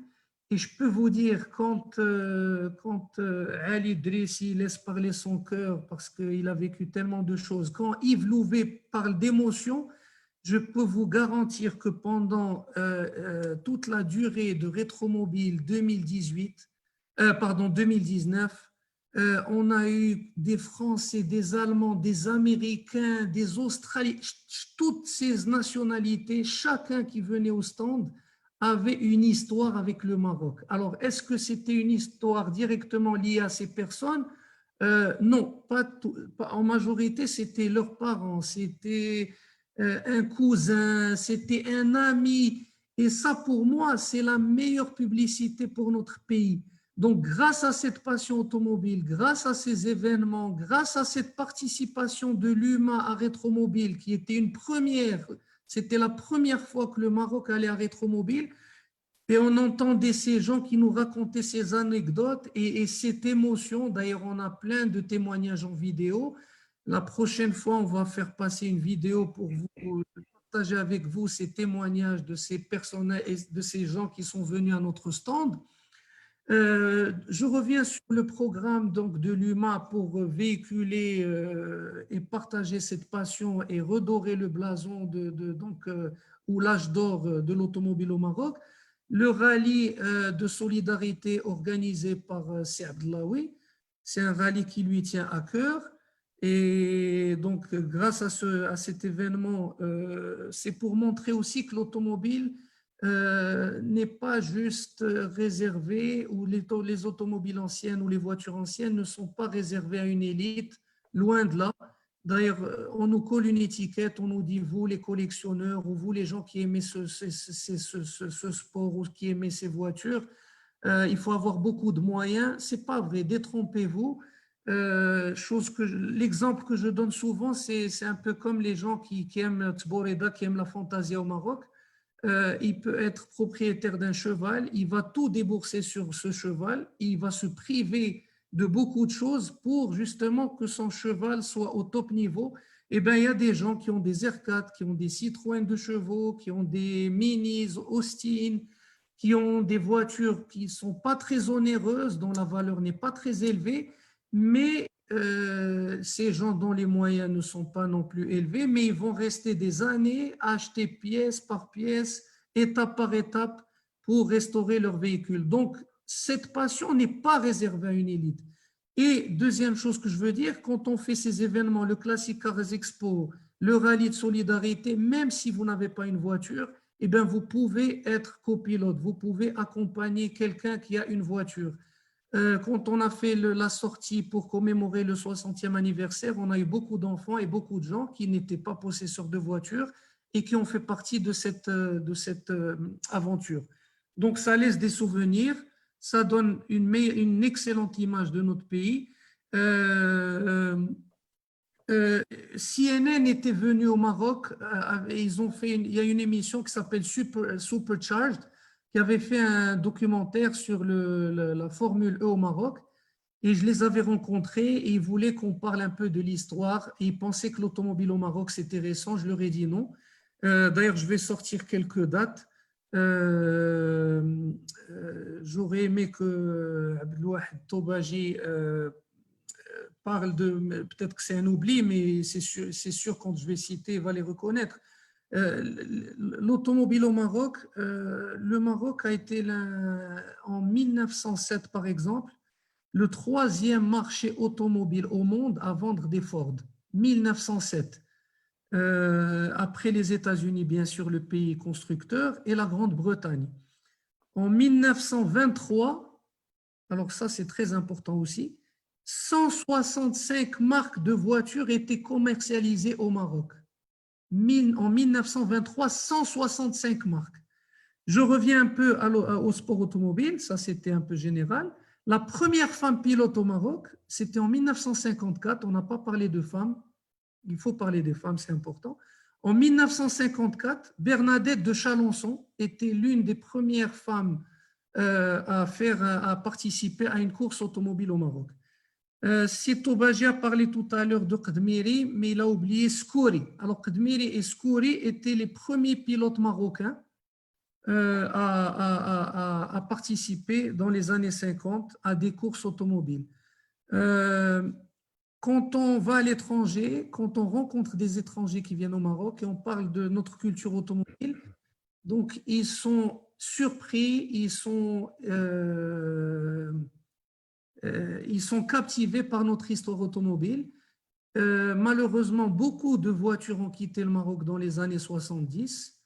Avec Abdellaoui et beaucoup de collectionneurs, on essaie de ramener ces voitures qui étaient sur les routes marocaines. Nous avons des pages Facebook, des Classic Cars Morocco. Nous avons donc Union marocaine des automobiles anciennes.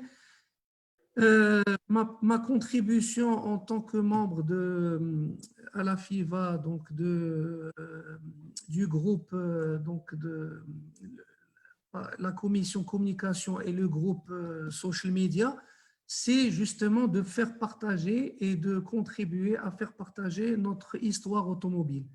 Et donc je suis fier de faire parler du Maroc. Dernièrement, j'ai parlé de l'art et l'automobile, et parmi les 30 artistes sélectionnés dans le monde, designers, artistes, illustrateurs qui s'intéressent à l'histoire de l'automobile, j'ai intégré un Marocain, et chose qui a fait donc le bonheur de ce Marocain qui n'a rien à envier aux meilleurs illustrateurs, designers et artistes dans le monde. Donc, chacun de nous a un rôle, chacun de nous contribue à cette histoire et je suis fier de faire partie de cette équipe et je ne remercierai jamais assez Si Abdallah Abdelwahed et Si Abdallah Abdellaoui de m'inviter à faire partie de cette équipe. Et encore une fois, pour réussir, il faut de la passion, il faut de l'engagement et il faut du networking pour ramener les sponsors. Parce que malheureusement, sans sponsor, on ne peut pas organiser d'événements. Et une boîte où j'ai bossé pendant 6 ans a été l'un des plus grands contribuables ou sponsors justement du sport automobile un peu partout dans le monde. Et c'est grâce à eux, dans les années 90, que le sport automobile au Maroc avait connu une belle période. Et je vous remercie, j'espère que je n'ai rien oublié. Merci, c'est Hello. Donc, je demanderai à Abdallah de projeter le film qui était prévu sur les classiques, le rallye classique. Allez-y, Abdallah. C'est Rafik qui a tenu à faire passer ce petit film. Le Maroc a récemment été traversé par une caravane de somptueuses voitures de collection. À Casablanca, au départ du rallye classique, les badauds pouvaient admirer les modèles mythiques des plus grands constructeurs automobiles. Bugatti, la doyenne du rallye, qui date de 1935, ainsi qu'une série de Porsche des années 50 à 80, ont ainsi côtoyé la fameuse Austin Mini. Métissage des genres, des marques aussi luxueuses que Jaguar étaient exposées aux côtés d'anciens modèles Peugeot et Citroën. Nous partageons avec Michel Enjolras cette Porsche 2.4 Targa qui date de 1973, qui nous permet de participer au Maroc Classique en tant que voiture classique. Grâce au Maroc Rallye Classique, les anciennes sont à l'honneur puisque les participants doivent se présenter au volant de voitures construites entre 1930 et 1982. Les spectateurs ont désormais la chance d'admirer les modèles les plus récents des puissantes Ferrari, Mercedes ou Lotus. C'est un endroit de jeu, le Maroc, fabuleux, d'autant plus que les pouvoirs publics nous aident considérablement par la gendarmerie royale, par la police et tout. Pour ça, c'est extraordinaire. Pour cette 16e édition, les fidèles passionnés de belles cylindrées se sont affrontés sur 7 étapes qui leur ont permis de mesurer leur précision. Pendant une semaine, ils ont ainsi traversé des paysages d'une grande variété tout au long d'un itinéraire de 2400 km. Ceux qui n'ont pas la fibre compétitive peuvent quand même participer au rallye classique en se baladant. Ils seront accueillis pour l'arrivée à Marrakech avec la même convivialité. L'objectif étant avant tout de réunir ces amoureux de la route et de l'automobile autour d'une passion commune. Bien. Donc, merci, c'est Abdallah. Merci, c'est Rafik. Merci, c'est Abdellaoui. Bon, moi, je ne laisserai pas l'occasion passer puisqu'on parle de l'histoire du sport automobile au Maroc pour parler d'un rallye que j'ai eu le privilège d'être derrière moi et c'est Tobaji. On a été les fondateurs du rallye spécial étudiant. C'est pour s'inscrire dans la continuité. Donc, on a fait 7 éditions et ce n'était pas facile. Donc, c'est l'ancêtre du 4L? Non, c'est un rallye de régularité qui s'appelle le Rallye international des universités grandes écoles. Et on a fait 7 éditions successives, moi et c'est Tobaji. On a sillonné tout le Maroc et on a fait venir des étudiants d'un certain nombre de grandes écoles à l'étranger, notamment l'ESSEC. Il y a eu un équipage de l'Azerbaïdjan où il y a eu 2 filles qui sont venues participer à ce rallye et qui s'inscrit dans l'histoire aussi du sport automobile. Il faut le relancer, ce rallye, hein? Non, il est toujours… toujours? Ah, il est toujours opérationnel. Donc, quelle on période? le fait chaque année. C'est un rallye de régularité où l'architecte des circuits… Vivant caché, vivant heureux. Parce que franchement, ça fait 10 ans que. Rafik, franchement, nos radios n'ont jamais eu vent de ce rallye, là, non, je pense. Nos rédactions. Et pourtant, ça a été deuxième et la première, oui, deuxième. Ouais. Vraiment. Et l'appel est lancé, Lino. Il n'y a pas de souci. Ah ben, Marfa. Radio Mars, c'est le serviteur du sport marocain. Hein. C'est sûr, c'est sûr. Et Radio MFM aussi pour ratisser large. Ouais, Abderrazak depuis qu'il nous copie. Ah, il n'y a pas de souci. Ah, très bien. Alors, donc, Abdellaoui, vous avez quelque chose à ajouter? Non, il faut peut-être respecter un peu l'horaire. Il reste un peu 10 minutes. Exact. Donc là, je cède la parole à Sikarim pour qu'il nous fasse une petite synthèse des questions qui ont été posées et éventuellement, s'il y a des questions qui sont dirigées à des personnes bien précises, donc il doit s'occuper de ce volet. Allez-y, Sim Kori. Alors, tout d'abord, bonsoir à tous et sachez que j'ai appris beaucoup de choses.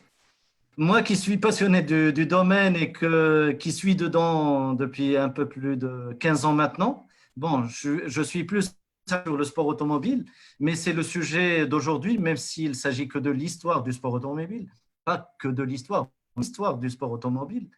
Et donc, à travers tous les intervenants, j'ai appris beaucoup de choses. Et je vous en remercie. Alors, par rapport il y a eu quelques questions pendant que chaque intervenant faisait sa présentation. Par exemple, on a eu une question de Salah Abdelmoumen pendant la présentation du rallye du Maroc, non, pas des grands prix de Formule 1 au Maroc. Il a parlé de Takis et Beaumont en 1967. C'est une question. Donc, je ne me rappelle plus à qui elle était adressée. Je pense que c'était Tobaji qui présentait cette partie. Et nous avons aussi une question de Haris Gabari qui a la question par rapport au Grand Prix d'Agadir. 54, 55 ou 56? Donc, j'attendrai qu'on donne les réponses de ces deux questions avant de passer aux suivantes. D'accord. Dans tous les cas, il serait préférable, de regrouper toutes les questions. Comme ça, on donne la parole aux réponses. OK. Donc, on a eu la question de Salah Abdelmoumen concernant Takis et Beaumont en 67. Haris Gabari pour le Grand Prix d'Agadir, est-ce que c'est en 54, 55 ou 56?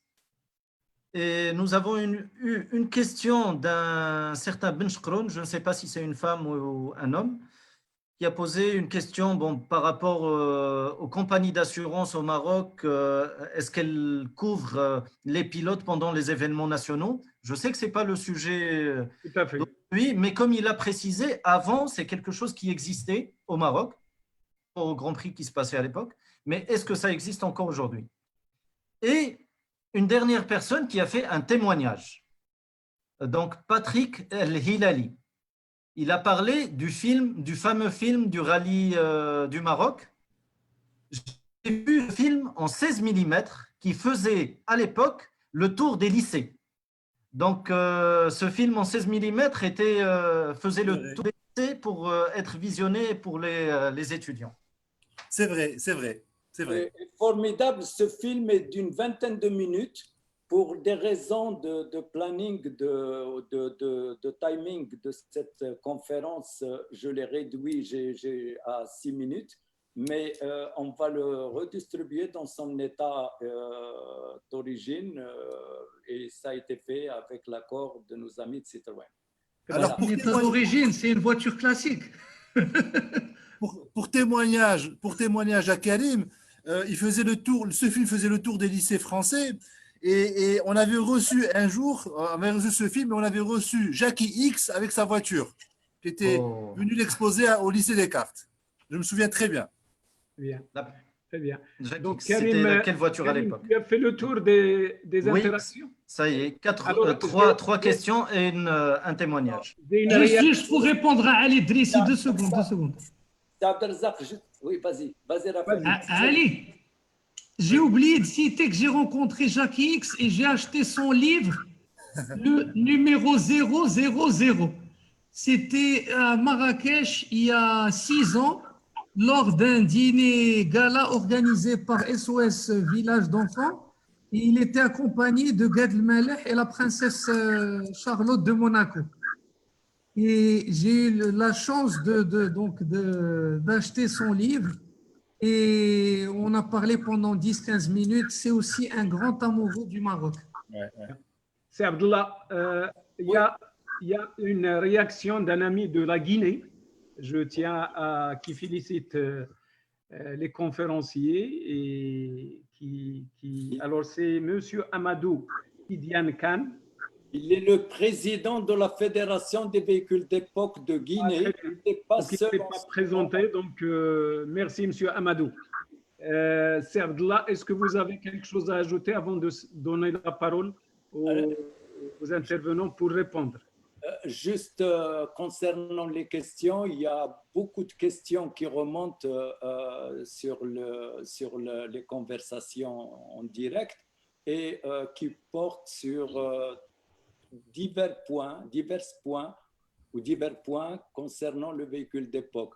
C'est une série, ces conférences, et tous les sujets seront traités. Aujourd'hui, on est dans le cadre du sport automobile. Voilà. Tout à fait. Donc, je connais qui peut prendre la parole pour répondre à l'une des questions de Karim, qui ont été... Alors, Ayakatsi Takis, je l'ai cité. Vas-y, Lino. Oui, Takis, bon, je pense que c'est une dame qui a posé la question, non? Je sais pas. J'en ai parlé, mais il y a Abdelmoumen qui a parlé de lui et de Bouman. Takis, c'est un pilote, hein, c'est un pilote des années 60, 70, donc il avait un garage, je pense. Hein. Non, c'était le fils, son papa avait le cinéma de Midelt. Ah, alors c'est... Non, donc je confonds peut-être avec un grec qui avait un garage, donc... Oui, son papa c'était un grec, mais ils avaient le cinéma à Midelt. Non, alors dans ce cas-là, Midelt, tu sais qui peut nous renseigner? Il faisait Ali Hassan qui est de Midelt, Ali Hassan, tout à fait. Et qui est mort du cinéma, et donc voilà. Information. Très bien. D'autres réponses, les amis? Oui, c'est Abdelrazak. Oui, je vais répondre à la question de Khalid Gbari au sujet du Grand Prix d'Agadir. Donc, ce Grand Prix a été organisé de 51 à 56. Donc, au départ, il a été organisé par l'Automobile Club d'Agadir et c'était un club qui dépendait de l'Automobile Club du Maroc qui avait son siège à Casablanca. C'est une antenne du Grand Prix à Agadir. Donc, la FIA n'y croyait pas. Donc, ils ne voulaient même pas donner une autorisation à ce club pour organiser ce Grand Prix. Et la plupart des pilotes, les premières années, ont couru avec des pseudonymes. Donc, pour ne pas perdre leur licence. Et c'est par la suite que la FIA a connu l'épreuve, donc elle l'a autorisé. Donc, il a été organisé jusqu'en 56. Ensuite, le flambeau a été donné à Casa. Et on a organisé en 57 le Grand Prix de Formule 1 qui n'a pas compté pour le championnat du monde. Et celui de 58 par la suite qui a compté pour le championnat.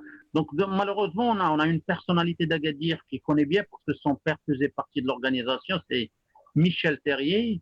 Je ne sais pas s'il nous regarde, il peut poser des questions ou nous-mêmes répondre aux questions des spectateurs. Donc voilà, c'est lui et son père faisaient partie de l'organisation. Donc c'est une petite équipe d'amateurs qui ont organisé cette course et est devenue très international avec de grands pilotes. Trintignant a couru là, Berra, Picard, tous les grands pilotes. Donc, le circuit a été changé 2 fois. Donc, il a été organisé au départ au centre-ville, côté mer. Ensuite, il a emprunté la petite montagne à côté sur environ 2 ou 3 kilomètres. Et en 91 et 92, la fédération avait organisé, et c'était le club Aresport de Casablanca qui avait organisé, pas Aresport, mais le club d'Agadir, Najarsous, qui avait organisé, qui avait repris, c'était un circuit de vitesse on l'a organisé 2 fois, en 91 et 92. Très bien. Donc voilà les Merci Abdelwahid. explications. Alors, les amis, s'ils veulent interagir avec les autres questions. 8 minutes. Oui, oui, on a dépassé. Yves, tu as quelque chose à ajouter? Ouvre le micro, Yves.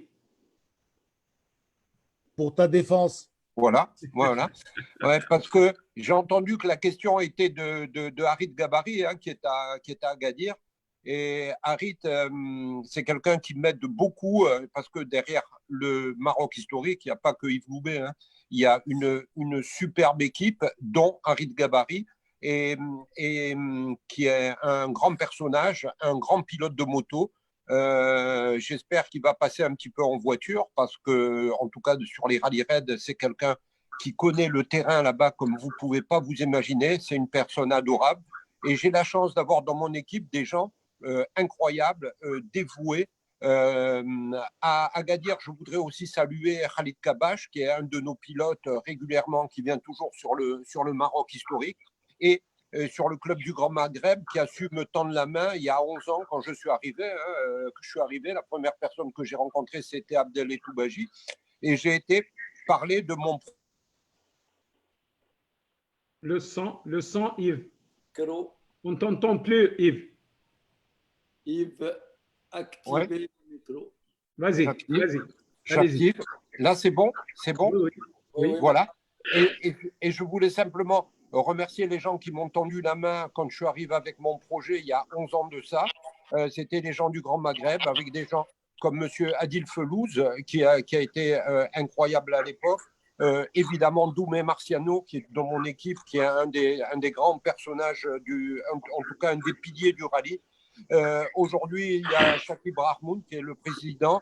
Il y a eu Madani et tous les gens du club du Grand Maghreb. Voilà, je tiens à les saluer parce qu'ils ont été importants sur le rallye du Maroc historique. Il n'y a pas que moi, évidemment. Merci beaucoup, Yves. Les amis, on a dépassé le temps qui était prévu pour cette rencontre de quelques minutes. Et comme je respecte mon président, donc je laisse la parole à Serge Abdellaoui pour clôturer et vous annoncer le prochain webinaire. Allez-y. Oui, merci à tous les intervenants. J'ai écouté avec beaucoup d'intérêt les différentes interventions. Je remercie tous d'avoir participé à cette première expérience. Lino peut-être nous dira en off qu'est-ce qu'il faut qu'on améliore. Nous ne sommes pas des professionnels de la diffusion média, mais on a essayé durant ce Covid de nous adapter à organiser nos réunions à distance et on s'est dit pourquoi ne pas passer au webinaire et essayer d'échanger avec les passionnés et de porter notre projet sur la place publique. C'est notre objectif et depuis le début, mais je crois que Rafek ne m'a pas laissé grand-chose à dire. Il a fait un tour d'horizon sur ce qui s'organise et sur nos objectifs et sur ce que nous faisons. Ce cycle de conférences, moi, à mon avis, il va nous permettre de bien répondre aux attentes d'abord de nos collectionneurs qui sont partout au Maroc. Aujourd'hui, nous avons dans notre répertoire quelques 470 membres qui suivent notre activité et qui sont propriétaires de véhicules d'époque. La dernière information du centre d'immatriculation, on serait quelques 2700 à avoir immatriculé une voiture en véhicule de collection. Donc, il y a une population, il va falloir l'intéresser par des événements. Beaucoup ne savent pas qu'il y a beaucoup de choses qui se font, mais je pense que ça commence à se vulgariser.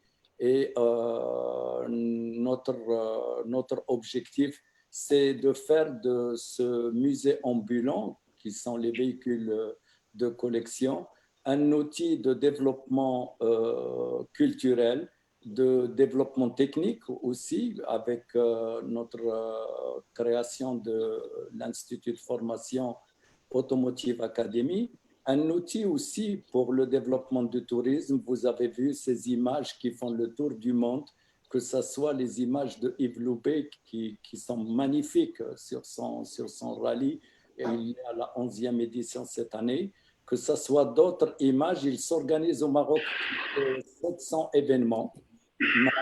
Malheureusement, c'est des événements qui sont pas tous connues. Elles sont beaucoup plus organisées pour des étrangers que pour les Marocains. Yves Loubet avait cité tout à l'heure notre préoccupation de faire participer les Marocains. Et voilà. Alors, les prochains vont porter sur des sujets différents. Il y a un webinaire où 4 collectionneurs très connus au Maroc vont nous raconter leur histoire, vont nous montrer avec une visite virtuelle de leur collection.